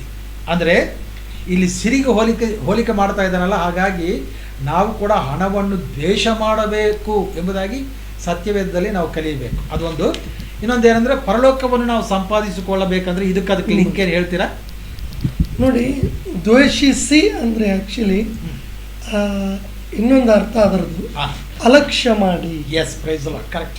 ಏನು ಮಾಡಿ? ಪರ್ಫೆಕ್ಟ್. ಅಲಕ್ಷ್ಯ ಮಾಡಿ. ಎಸ್, ಅಲಕ್ಷ್ಯ ಮಾಡಿ ಅಂತ ಅಂದರೆ ಇನ್ನೊಂದು ಕಡೆ ಯೇಸು ಸ್ವಾಮಿ ಹೇಳ್ತಾನೆ, ನಿಮ್ಮ ತಂದೆ ತಾಯಿಗಳ ಅಲಕ್ಷ್ಯ ಮಾಡದೆ ಇದ್ದರೆ ನನಗಿಂತ ಹೆಚ್ಚಾಗಿ ವಾರಿನ ದ್ವೇಷಪ್ಪ ಕೊಟ್ಟೆ ನನಗೆ ಪಾತ್ರ ಅಲ್ಲ. ಅಂದ್ರೆ ಅಲಕ್ಷ್ಯ ಮಾಡಿ. ದೂಷಿಸೋದಂದ್ರೆ, ಭಾಳ ಜನ ದೂಷಿಸೋದಂದ್ರೆ ಏನು ಸಹ ದೋಷಣೆ ಮಾಡಬೇಕು, ತಪ್ಪಲ್ಲ, ಒಬ್ರು ದೂಷಿಸಬಾರ್ದು ಅಂತ. ದ್ವೇಷಿಸೋದು ಅಂದರೆ ಇನ್ನೊಂದು ಅದರದ ಅರ್ಥ ನಿಮಗೆ ಬೈಬಲ್ನಲ್ಲಿ ಕೊಟ್ಟಿದ್ದಾನೆ, ಕೆಳಗೆ ಫುಟ್ನೋಟ್ನಲ್ಲಿ ಕೊಟ್ಟಿರ್ತಾನೆ. ಅಥವಾ ಅಲಕ್ಷ್ಯ ಮಾಡಿ, ಈ ದುಡ್ಡು ಅಲಕ್ಷ್ಯ ಮಾಡಬೇಕು. ಲಕ್ಷ್ಯ ಅಲಕ್ಷ್ಯ, ಎದರ ಮೇಲೆ ಲಕ್ಷ್ಯ ಇಡಬೇಕು, ಎದರನ್ನು ಅಲಕ್ಷ್ಯ ಮಾಡಬೇಕು ಅನ್ನೋದು ನಮ್ಗೆ ಗೊತ್ತಾಗ್ತಾ ಇಲ್ಲ. ನಮ್ಮ ಲಕ್ಷ್ಯ ಕ್ರಿಸ್ತನ ಮೇಲೆ ಇರಬೇಕು. ಲಕ್ಷ್ಯ ಅಂದ್ರೆ ದೃಷ್ಟಿ. ನಮ್ಮ ಲಕ್ಷ್ಯ ಪರಲೋಕದ ಮೇಲೆ ಇಡಬೇಕಿತ್ತು. ನಮ್ಮ ಲಕ್ಷ್ಯ ಪರಲೋಕದ ಮೇಲೆ ಇಡಬೇಕಿತ್ತು. ನಮ್ಮ ಲಕ್ಷ್ಯ ಕ್ರಿಸ್ತನ ಮೇಲೆ ಇಡಬೇಕಿತ್ತು. ಆದರೆ ನಾವೇನು ಮಾಡ್ತಾ ಇದ್ದೇವೆ ಅಂದರೆ, ಇಡೀ ನಮ್ಮ ಲಕ್ಷ್ಯ, ನಮ್ಮ ದೃಷ್ಟಿ ದುಡ್ಡಿನ ಮೇಲೆ ಇಡ್ತಾ ಇದ್ದೇವೆ. ಅದನ್ನೇ ಹೇಳೋದು, ನಿನ್ನ ಒಂದು ಕಣ್ಣು ಪಾಪದಲ್ಲಿ ಸಿಗಿಸೋದಾದ್ರೆ ಅದನ್ನು ಕಿತ್ತು ಬಿಸಾಟು ಬಿಡು ಅಂತಂದ್ರೆ ಅದರ ಅರ್ಥ ಕನ್ನ ಕಿತ್ತು ಒಗೆಯಲ್ಲ. ನಿನ್ನ ದೃಷ್ಟಿ ಆ ಪಾಪದ ಮೇಲೆ ಇದ್ರೆ ಆ ದೃಷ್ಟಿ ಕಿತ್ತು ಒಗೆದಾಕ್ತು ಅಂತ ಅರ್ಥ. ನಾವು ಏನು ಮಾಡ್ತಾ ಇದ್ದೀವಪ್ಪ ಅಂತಂದ್ರೆ ನಮ್ಮ ದೃಷ್ಟಿ ಕನಸಿನಲ್ಲಿಯೂ ದುಡ್ಡೆ, ಮನಸ್ಸಿನಲ್ಲಿಯೂ ದುಡ್ಡೆ, ಪ್ರಸಂಗದಲ್ಲಿಯೂ ದುಡ್ಡೆ, ಕೈಯಲ್ಲಿಯೂ ದುಡ್ಡೆ. ಹಿಂಗಾಗಿದೆ. ಅದಕ್ಕೆ ಸ್ವಾಮಿ ಅಂತಾನೆ ಏನಂತೇಳಿ, ಅಲಕ್ಷ್ಯ ಮಾಡು. ನೀ ದೇವರನ್ನು ಮತ್ತು ಹಣವನ್ನು ಸೇವಿಸಲಾರಿ ಅಥವಾ ದೇವರನ್ನು ಅಲಕ್ಷ್ಯ ಮಾಡ್ತಿ, ಇದನ್ನು ಅಲಕ್ಷ್ಯ ಮಾಡೋದಿಲ್ಲ. ಅದಕ್ಕೆ ಮೊಟ್ಟ ಮೊದಲಾಗಿ ನಾವು ಕಲಿತಕ್ಕದ್ದು ದುಡ್ಡನ್ನು ಅಲಕ್ಷ್ಯ ಮಾಡಬೇಕು, ದೇವರನ್ನು ಲಕ್ಷ್ಯವಿಟ್ಟು ನೋಡಬೇಕು ಅಂತ ಅರ್ಥ. ಎರಡನೇದಲ್ಲಿ ಅಂತಾನೆ, ನೀನು ಮಾರಿಬಿಟ್ಟು ಬಡವರಿಗೆ ಹಂಚು, ಇಲ್ಲೇ ಇತ್ತು ನೋಡ್ರಿ, ಯಾರು ನಾವು ಮಾಡಿಲ್ಲ ನೋಡ್ರಿ, ನನ್ನನ್ನು ಹಿಡಿದು ನೋಡ್ರಿ ನಮ್ಮ ಆಸ್ತಿ ಮಾರೋನು ಮಾಡಿ ಬಡ್ರಿಗೆ ಹಂಚೋಣ. ಇಲ್ಲ, ಈಗ ಬಡ್ರಿಗೆ ಹಂಚಿದ್ರು ಮತಾಂತರ ನಿಷೇಧ ಕಾಯ್ದೆ ಐತ್ರಿ, ಅಮೇಶ ಅಂತೇಳಿ ನಿಮ್ಗೆ ಹಿಡ್ಕೊಂಡು ಹೋಗ್ಬಿಡ್ತಾರೆ. ಅದಕ್ಕೆ ಆ ಕೆಲಸ ಮಾಡಬೇಡಿ. ಬಡ್ರಿಗೆ ಹಂಚಾಕತ್ರಿ ಅಂದ್ರೆ ಏನು ಮಾಡ್ತಾರೆ, ಆಮೇಶ ಓಡಾಕ್ತಾರ ಅಂತ. ಈಗ ನನ್ನ ಜೀವಿತದಲ್ಲಿ ನಾನು ಆ್ಯಕ್ಚುಲಿ ನಾನು ಇವತ್ತಿಗೂ ನನ್ನ ಪ್ಯಾಂಟ್ಗೆ 2 ವಾಚ್ ಪಾಕೆಟ್ ಇರ್ತಾವೆ. This is my secret. 2 watch pockets. ನೀವೆಲ್ಲರೂ ಸಿಂಗಲ್ ವಾಚ್ ಪಾಕೆಟ್ ಉಳ್ಳವರು, ನಾನು ಒಬ್ಬನೇ ಡಬಲ್ ವಾಚ್ ಪಾಕೆಟ್ ಇಲ್ಲ. ಯಾಕೆ ಡಬಲ್ ವಾಚ್ ಪಾಕೆಟ್ ಇಟ್ಕೋತಿದೆ ಅಂದರೆ, ಈ ವಾಚ್ ಪಾಕೆಟ್ನಲ್ಲಿಯೂ ದುಡ್ಡು ಇರಬೇಕು, ಈ ವಾಚ್ ಪಾಕೆಟ್ನಲ್ಲಿಯೂ ದುಡ್ಡು ಇರಬೇಕು ಅನ್ನೋ ನನ್ನೊಂದು ಹಣದ ಮ್ಯಾಗಿರುವಂಥ ಮೋಹ, ನನಗೆ ಮೋಹ. ಅಷ್ಟು ಮಾತ್ರ ಅಲ್ಲದೆ ನಿಮ್ಗೆ ಹೇಳ್ತೀನಿ, ನಾನು ರಕ್ಷಣೆ ಒಂದಕ್ಕಿಂತ ಮುಂಚೆ ನಾನು ಬಡ್ಡಿ ಬಿಸ್ನೆಸ್ ಮಾಡುವಂಥ ವ್ಯಕ್ತಿ. ತಮ್ಗೆ ಗೊತ್ತಿಲ್ಲ ಕಾಂತದ ಪಾಪ, ನಮಗೂ ನಾನು ಹಂಚ್ಕೊಂಡಿಲ್ಲ. ಸೊ ನಾನು ಬಡ್ಡಿ ಬಿಸ್ನೆಸ್ ಮಾಡ್ತಾ ಇದ್ದೆ ನಮ್ಮ ರಿಲೇಷನ್ಶಿಪ್ ಮದುವೆ ಬಿಫೋರ್ 93. ನಾ ಯಥಾರ್ಥವಾಗಿ ಹೇಳ್ತೀನಿ, ಇದ್ರ ಮೇಲೆ ಕಾನೂನು ಬೇಕಾದರೆ ನನ್ನ ಮೇಲೆ ಏನು ಕ್ರಮ ತೊಗೊಂಡ್ರೆ ಆ ಶಿಕ್ಷೆಗೆ ನಾವು ಒಳಗಾಗ್ತೇನೆ. ಬಟ್ ಈಗೆಲ್ಲ ಬಿಟ್ಟಿದ್ದೇನೆ. ಅವಾಗ ನಾನು ನಮ್ಮ ರಿಲೇಷನ್ ಮಧ್ಯದಲ್ಲಿ 12 ರೂಪಾಯಿಗೆ ಕೊಡ್ತಿದ್ದೆ, 100 ರೂಪಾಯಿಗೆ 12 ರೂಪಾಯಿ ಬಡ್ಡಿ. ಇಮ್ಯಾಜ್ ಮಾಡಿ ನೀವು, 12% ಪರ್ ಮಂತ್, ನಾಟ್ ಇಯರ್. ವರ್ಷಕ್ಕೆ ಅಲ್ಲ, ತಿಂಗಳಕ್ಕೆ ನಾನು 100 ರೂಪಾಯಿಗೆ 12 ರೂಪಾಯಿ ಬಡ್ಡಿ. ಭಾಳ ಡಿಸ್ಕೌಂಟ್ ಅಂದರೆ 10 ರೂಪೀಸ್. ಅವಾಗ ಎಲ್ಲ ನಮ್ಮ ರಿಲೇಷನ್ಸ್ನಲ್ಲಿ ಹೆಣ್ಣುಮಕ್ಕಳು ಗಂಡು ಮಕ್ಕಳು ಎಲ್ಲ ನನ್ನ ಕಡೆ ತಗೋತಿದ್ರು, ಬಡ್ಡಿ ಬಿಸ್ನೆಸ್ ಮಾಡ್ತಿದ್ರು. ಈ ದುಡ್ಡು ಇಲ್ಲೇ ಇಟ್ಕೊಳ್ಳೋದು ಒಂದು ಲಿಮಿಟ್ನಲ್ಲಿ ಮಾಡ್ತಿದ್ವಿ. ಆಗಿನ ಕಾಲಕ್ಕೆ ಅದೇ ಜಾಸ್ತಿ. 93ನಾಗೆ ಏನೋ ಒಂದು 10,000 ರೂಪಾಯಿ ಅಂದರೆ 10 ಲಕ್ಷ ಇದ್ದಂಗೆ ಮಾಡ್ತಿದ್ವಿ. ಈಗ ಆ ಬಿಸ್ನೆಸ್ ಮಾಡುವಾಗ ನನ್ನ ಹತ್ರ ದುಡ್ಡು ಹೆಚ್ಚಿಗೆ ಇರ್ತಿತ್ತು. ಆದರೆ ಈಗ ನಾನು ಸೇವೆಗೆ ಹೋದಾಗ ನಾ ಯಾರು ದುಡ್ಡು ಕೊಡ್ತಾರಂತೇಳಿ ಹೋಗೋದಿಲ್ಲ. ಕೆಲವು ಕಡೆ ಪಾಸ್ಟರ್ಸ್ ಹತ್ರ ನಾನು ಸೇವೆಗೆ ಹೋದರೆ ನಾನೇ ಕೊಟ್ಟು ಅವ್ರಿಗೆ ಕಾಣಿಕೆ ನಾನು ಬಂದಿದ್ದೇನೆ.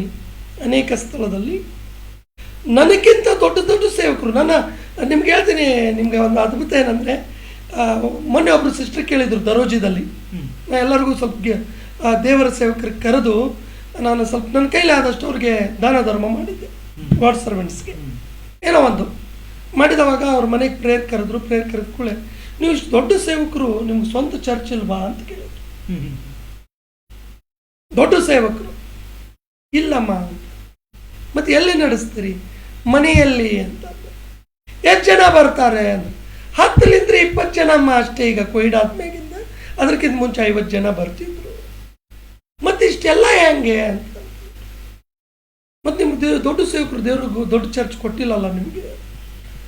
ನಿನ್ನ ದೃಷ್ಟಿಯಲ್ಲಿ ನಾನು ದೊಡ್ಡ ಸೇವಕ, ಆತನ ದೃಷ್ಟಿಯಲ್ಲಿ ದೊಡ್ಡವನಲ್ಲ. ಆತನ ದೃಷ್ಟಿಯಲ್ಲಿ ದೊಡ್ಡವನಾದಾಗ ಆತನ ದೊಡ್ಡ ಚರ್ಚೆ ಕೊಡ್ತಾನೆ. ಹಾಗಾಗಿ ನಾವು ಮನುಷ್ಯರ ದೃಷ್ಟಿಯಲ್ಲಿ ದೊಡ್ಡವರು ಇರ್ಬೋದು, ದೇವರ ದೃಷ್ಟಿಯಲ್ಲಿ ದೊಡ್ಡವರು ಆಗಬೇಕಂತಂದರೆ ನಾವು ದುಡ್ಡುಗಾಗಿ ಸೇವೆ ಮಾಡಬಾರ್ದು ಅಂಥೇಳಿ ನಾನು ಹೇಳಿದ್ದೆ. ನಾನು ಕೆಲವು ಕಡೆಗೆ ನಾನೇ ಹೋಗಿ ಕೊಟ್ಟು ಬಂದಿದ್ದೇನೆ, ನಾನೇ ನನ್ನ ಚಾರ್ಜ್ ಇಟ್ಕೊಂಡು ಬಂದಿದ್ದೇನೆ, ನಾನೇ ನನ್ನ ಲಾಡ್ಜ್ ಚಾರ್ಜನ್ನು ನೋಡ್ಕೊಂಡಿದ್ದೇನೆ. ನಾ ಬಾವು ಪಾಲು ಕರ್ನಾಟಕದ 31 ಜಿಲ್ಲೆಗೆ ಹೋದರು ನಾ ಎಲ್ಲೇನೂ ದುಡ್ಡು ಕಡಿಮೆ ಇಸ್ಕೊಂಡಿದ್ದೀನಿ. ಪಾಪ ಅವರು ಕೊಟ್ಟಿದ್ದಾರೆ, ಬಟ್ ಕೊಟ್ಟು ಬಂದಿದ್ದೀನಿ. ಬಡ ಸೇವಕರ ಮಧ್ಯದಲ್ಲಿ ಹೋಗಿ ಸೇವೆ ಮಾಡುವಾಗ ನನ್ನ ಹತ್ರ ಏನೂ ಇರೋದಿಲ್ಲ, ಹಾಗೇ ಹೋಗಿ ಹಾಗೆ ಕೂಡ ಬಂದಿದ್ದೀನಿ.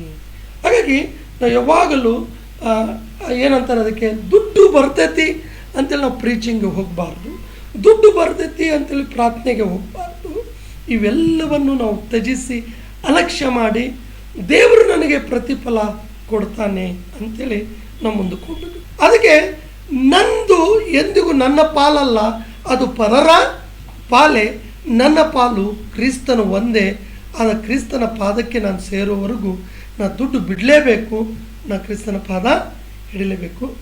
ಆದಷ್ಟು ನಾವು ದುಡ್ಡೆಲ್ಲ ಹಿಂದಿಟ್ಟು ನಾವು ಮುಂದೆ ದೇವರು ಸೇವೆ ಮಾಡೋಣ.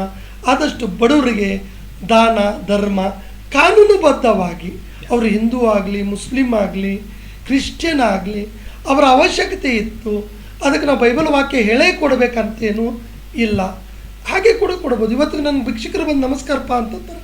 ಇವತ್ತು ಈ ಸ್ಟುಡಿಯೋಗೆ ನಿಮ್ಮ ಹತ್ರ ಬರುವಾಗ ಒಂದು ಅಂಗವಿಕಲ ಭಿಕ್ಷುಕಿ ಸ್ಟೇಷನಲ್ಲಿ ಬಂದು ನಮಸ್ಕಾರ ಅಣ್ಣ ಅಂತಂದ್ಲು. ನಮಸ್ಕಾರವಾ ಅಂತ. ಆರಾಮದೇ ಅಣ್ಣ ಅಂತಂದ್ಲು. ಆರಾಮದೇನ್ಮ ಅಂತ. ಯಾಕೆ ಆಗ ಅವರು ಒಂದು ಭಿಕ್ಷುಕರು ನನಗೆ ಕೊಡ್ತಾರೆ ಅಂದರೆ, ನಾ ಅವ್ರಿಗೆ ಭಿಕ್ಷಾ ಕೊಡ್ತೀನಿ ಅಂತಲ್ಲ, ನಾನು ಭಿಕ್ಷಾನೇ ಕೊಡಲ್ಲ ಅವ್ರಿಗೆ. ಆದರೆ ಅವರು ಯಾವಾಗಾದರೂ ಸಿಕ್ಕಿದವಾಗ ನಾಷ್ಟ ಮಾಡು, ಊಟ ಮಾಡು ಅಂತೇಳಿ 100, 200 ರೂಪಾಯಿ, 50 ರೂಪಾಯಿ ಕೊಡ್ತೀನಿ. ಎಂದಿಗೂ ಅವ್ರು 1 ರೂಪಾಯಿ 2 ರೂಪಾಯಿ ನಾನು ಕೊಡೋದಿಲ್ಲ. ನಾವು ಅವ್ರನ್ನ ಭಿಕ್ಷಕರಾಗಿ ನೋಡೋದಿಲ್ಲ, ನಮ್ಮ ತಂಗಿ ಅನ್ನ ಅಂತೇಳಿ ನೋಡಿ ನಿಮ್ಮ ಕೈಲಾದಷ್ಟು ಅವ್ರಿಗೆ ಗಿಫ್ಟ್ ಕೊಡಿವಿನ ಭಿಕ್ಷೆ ಹಾಕಿ ಕೊಡಬೇಡ್ರಿ. ಅವರ ಅವಶ್ಯಕತೆ ಇದೆ ನೋಡ್ರಿ, ಸ್ಮೋಕರ್ಸ್ಗೆ ಕೊಡಬೇಡ್ರಿ, ಡ್ರಿಂಕರ್ಸ್ಗೆ ಕೊಡಬೇಡ್ರಿ, ಒಳ್ಳೆಯವರು ಇರ್ತಾರಲ್ಲ ಗಟ್ಟಪುಟ್ಟಿ ಅಂಥವ್ರು ಕೊಡಬೇಡ್ರಿ.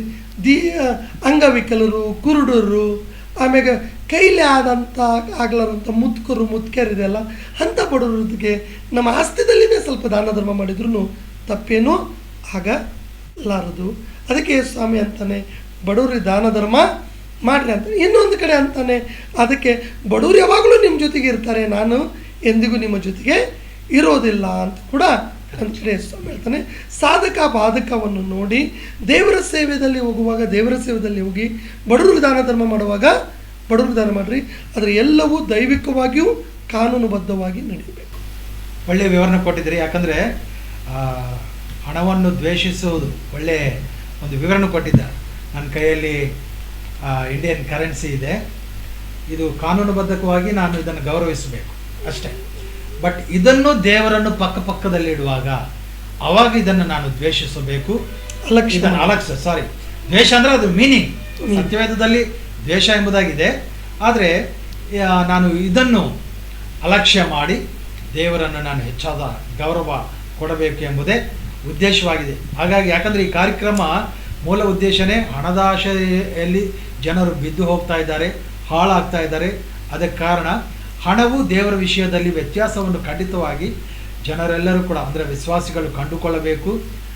ಸತ್ಯದ ಪ್ರಕಾರ ನಾವು ಜೀವಿಸಬೇಕು. ಯಾಕಂದರೆ ಪೌಲನು ಕೂಡ ಎಚ್ಚರಿಸ್ತಾನೆ, ತಿಮೋತಿಗೆ ಪತ್ರಿಕೆಯನ್ನು ಬರೆಯುತ್ತಾ, ನಾವು ಧನಾಪೇಕ್ಷವು ಇಲ್ಲದವರಾಗಿದ್ದುಕೊಂಡು ನಾವು ಸೇವೆಯಲ್ಲಿ ಮುಂದಕ್ಕೆ ಸಾಗಬೇಕು. ಮೊದಲನೇ ತಿಮೋತಿ 6ನೇ ಅಧ್ಯಾಯ 10ನೇ ವಚನದಲ್ಲಿ ಸೇವಕರಿಗಾಗಲೇ ಹೇಳಿದರು, ಧನಾಪೇಕ್ಷೆಯು ಸಮಸ್ತ ಕೇಡಿಗೆ ಮೂಲವಾಗಿದೆ ಎಂಬುದಾಗಿ.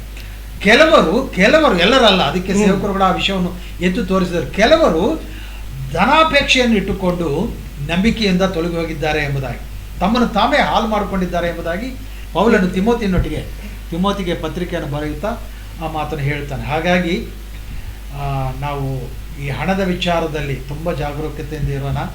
ಕರ್ತನನ್ನು ಪ್ರೀತಿಸುವುದರಲ್ಲಿ ದೇವರಿಗೆ ಮಹಿಮೆಕರವಾಗಿ ನಾವು ಜೀವಿಸುವಾಗಿ ಇರುವಾಗ ದೇವರು ನಮ್ಮನ್ನು ಸಮೃದ್ಧಿಯಾಗಿ ಆಶೀರ್ವಾದ. ಇನ್ನೂ ಅನೇಕ ವಿಷಯಗಳು ಈ ಹಣದ ಬಗ್ಗೆ ಮಾತನಾಡೋದಿದೆ, ಆದರೆ ಇರೋ ಸಮಯ ಕೊಂಚವೇ. ಈ ದಿನಮಾನಗಳಲ್ಲಿ ಅನೇಕ ಸೇವಕರು ಕೂಡ ಏನು ಮಾಡ್ತಾ ಇದ್ದಾರೆ ಅಂದರೆ, ಈ ಹಣದಾಶೆಗೆ ಅವ್ರು ಹೇಳೋ ಮಾತೇನೆಂದರೆ, ನಮ್ಮ ಹಣದಾಶೆ ಇಲ್ರಿ, ಇವೆಲ್ಲ ಮಾಡಿದರೆ ಚರ್ಚ್ ಡೆವಲಪ್ಮೆಂಟ್ ಮಾಡ್ಬೋದು, ಚರ್ಚನ್ನು ಅಭಿವೃದ್ಧಿ ಮಾಡ್ಬೋದು, ಅದು ತಕ್ಕೋಬೋದು, ಇದು ತಕ್ಕೋಬೋದು, ಸುಣ್ಣ ಬಡಿಬೋದು ಎಂಬುದಾಗಿ ಹೇಳ್ತಾರೆ. ಹಾಗಾಗಿ ಹೇಳುವವರು ಅನೇಕರು ಚರ್ಚು ಒಳಗೆ ಏನು ತರ್ತಾ ಇದ್ದಾರೆ ಅಂದರೆ, ಕೆಲವೊಂದು ಸ್ಕೀಮ್ಗಳನ್ನು ತರ್ತಾ ಇದ್ದಾರೆ. ನಾನು ಅವಾಗ ಅಂದಿನ ದಿನಮಾನಗಳಲ್ಲಿ ಅಂದರೆ ಸುಮಾರು 10 ವರ್ಷಗಳ ಕೆಳಗೆ ಯಾವುದೋ ಒಂದು ಸ್ಕೀಮನ್ನು ತಂದಿದ್ದಾರೆ, ಹಿಮ್ ಅಂತ. ಎಸ್, ಪ್ರೈಸ್ ಇಲ್ಲ, ಹಿಮ್ ಅಂತೇಳಿ ಒಂದು ಸ್ಕೀಮನ್ನು ತಂದಿದ್ದಾರೆ. ಇಷ್ಟು ದುಡ್ಡು ಕಟ್ಟರೆ ನಮಗೆ ವಾಪಸ್ಸಾಗಿ ಸಾಕಷ್ಟು ದುಡ್ಡು ಬರುತ್ತಂತೇಳಿ ಆ ಸ್ಕೀಮನ್ನು ಚರ್ಚ್ ಒಳಗೆ ತಂದು ಅನೇಕ ಸೇವಕರು ಹಾಳಾಗಿದ್ದಾರೆ, ಅನೇಕ ವಿಶ್ವಾಸ ಕುಟುಂಬಗಳು ಕೂಡ ಹಾಳಾಗಿದ್ದಾರೆ. ಇದರ ಬಗ್ಗೆ ಏನು ಹೇಳ್ತೀರಾ?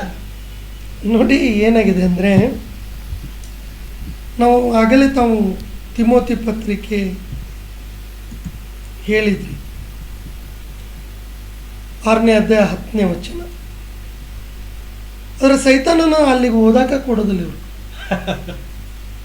ಆಗಲೇ ನಾನು ಪುನಃ ಹೇಳ್ತೇನೆ, ದೇವರು ಏನು ಮಾಡಂದಿದ್ದಾನೆ ಅದನ್ನು ಮಾಡ್ಲಿಕ್ಕೆ ಕೊಡಲ್ಲ. ಸೈತಾನನು ಬೈಬಲ್ ಓದಿದ್ದಾನೆ ಅಂದರೆ ತಪ್ಪಾಗಲಾರ್ದು. ಅಂದರೆ ಬೈಬಲ್ ಅಂದರೆ ಈ ಬೈಬಲ್ ಹಿಡ್ಕೊಂಡು ಓದಿದ್ದಾನೆ ಅಂತ ಅರ್ಥ ಅಲ್ಲ. ನಾನು ಹೇಳೋದು ಗೊತ್ತು, ಅವನಿಗೆ ದೇವರ ವಾಕ್ಯಗಳು ಹುಚ್ಚನಿಗೆ ಚೆನ್ನಾಗಿ ಗೊತ್ತು. ಹೇಗೆ ಅಂದರೆ 91ನೇ ಕೀರ್ತನೆ ಓದಿದ್ದ ಅವನು. 91ನೇ ಕೀರ್ತನೆ ಓದಿದ ಕಾರಣ ಯೇಸು ಸ್ವಾಮಿ ಹತ್ರ ಬಂದು ಇಲ್ಲಿಂದ ಜಿಗಿಪ್ಪ ಅಂತ ಅಂದರೆ ಇನ್ನೂ ವೆರಿ ವೆಲ್ 91 ಸಾಂಗ್ಸ್. ನಮಗೇನು ಮಾಡ್ತಿದ್ದಾರಪ್ಪ ಅಂತಂದರೆ ಈ ಸೈತಾನು ರೈಟ್ ವರ್ಡ್ ತಗೊಂಡು ಮಿಸ್ಇಂಟರ್ಪ್ರಿಟೇಷನ್ ಮಾಡಾಕ್ತಾನೆ. ಹೋಲಿ ಸ್ಪಿರಿಟ್ ರೈಟ್ ವರ್ಡ್ ತಗೊಂಡು ರೈಟ್ ಇಂಟರ್ಪ್ರಿಟೇಷನ್ ಮಾಡಿದರೆ ಸೈತಾನನನ್ನು ಮಾಡಾಕ್ತಾನೆ. ಅವನ ಶಿಷ್ಯರನ್ನಾಗಿ ಕೆಲವು ಸೇವಕರನ್ನು ಆರಿಸ್ಕೊಂಡು ದೇವರ ಸೇವಕರನ್ನೇ ಕೆಲವರನ್ನು ನೆನಪಿಟ್ಕೊರಿ, ಕೆಲವು ದೇವರ ಸೇವಕರನ್ನು ಅಥವಾ ಕೆಲವು ಕ್ರೈಸ್ತರ ನಾಯಕರನ್ನು ತನ್ನ ಶಿಷ್ಯರನ್ನಾಗಿ ನೇಮಿಸಿಕೊಂಡು ಅವನಿಗೆ ಏನು ಮಾಡ್ತಾನೆ ಅಂದರೆ ಇದಕ್ಕೆ ಹೋಗ್ಬಿಡ್ತಾನೆ. ಪ್ರಸಂಗಿ 10ನೇ ಅಧ್ಯಾಯ ಓದಿಸ್ಬಿಡ್ತಾನೆ. 10:19 ಧನವು ಎಲ್ಲವನ್ನು ಒದಗಿಸುವುದು. ತಾವು ಹೇಳಿದ್ರಿ ಸೇವೆ ಗ್ರೋ ಆಗುತ್ತೆ ಅಂತ. ಮನಿ ಆನ್ಸರ್ಸ್ ಎವ್ರಿಥಿಂಗ್ ಅಂತೇಳಿ ಇಂಗ್ಲಿಷ್ನಲ್ಲಿ. ಕನ್ನಡದಲ್ಲಿ ಏನಿದೆ, ಧನವು ಎಲ್ಲವನ್ನು ಒದಗಿಸುತ್ತದೆ ಅಂತೇಳಿ. ಈ ವಚನ ತೋರಿಸಿ ಏನಪ್ಪ ನಾವು ಮಾಡೋದು ಸೇವೆಗೆ ಅಲ್ಲ, ನೀ ಈ ಸ್ಕೀಮ್ ಮಾಡು ಆ ಸ್ಕೀಮ್ ಮಾಡು ಅಂತಾರೆ. ಬೈಬಲ್ನಲ್ಲಿ ಹೇಳ್ತದೆ ಇನ್ನೊಂದು ಕಡೆ, we know very well the schemes of evil ಅಂತ ಹೇಳ್ತದೆ. ಸ್ಕೀಮ್ಸ್ ಅನ್ನೋ ಪದ ಡೆವಿಲ್ನ ಬಗ್ಗೆ ಯೂಸ್ ಆಗುತ್ತೆ ಬೈಬಲ್ನಲ್ಲಿ.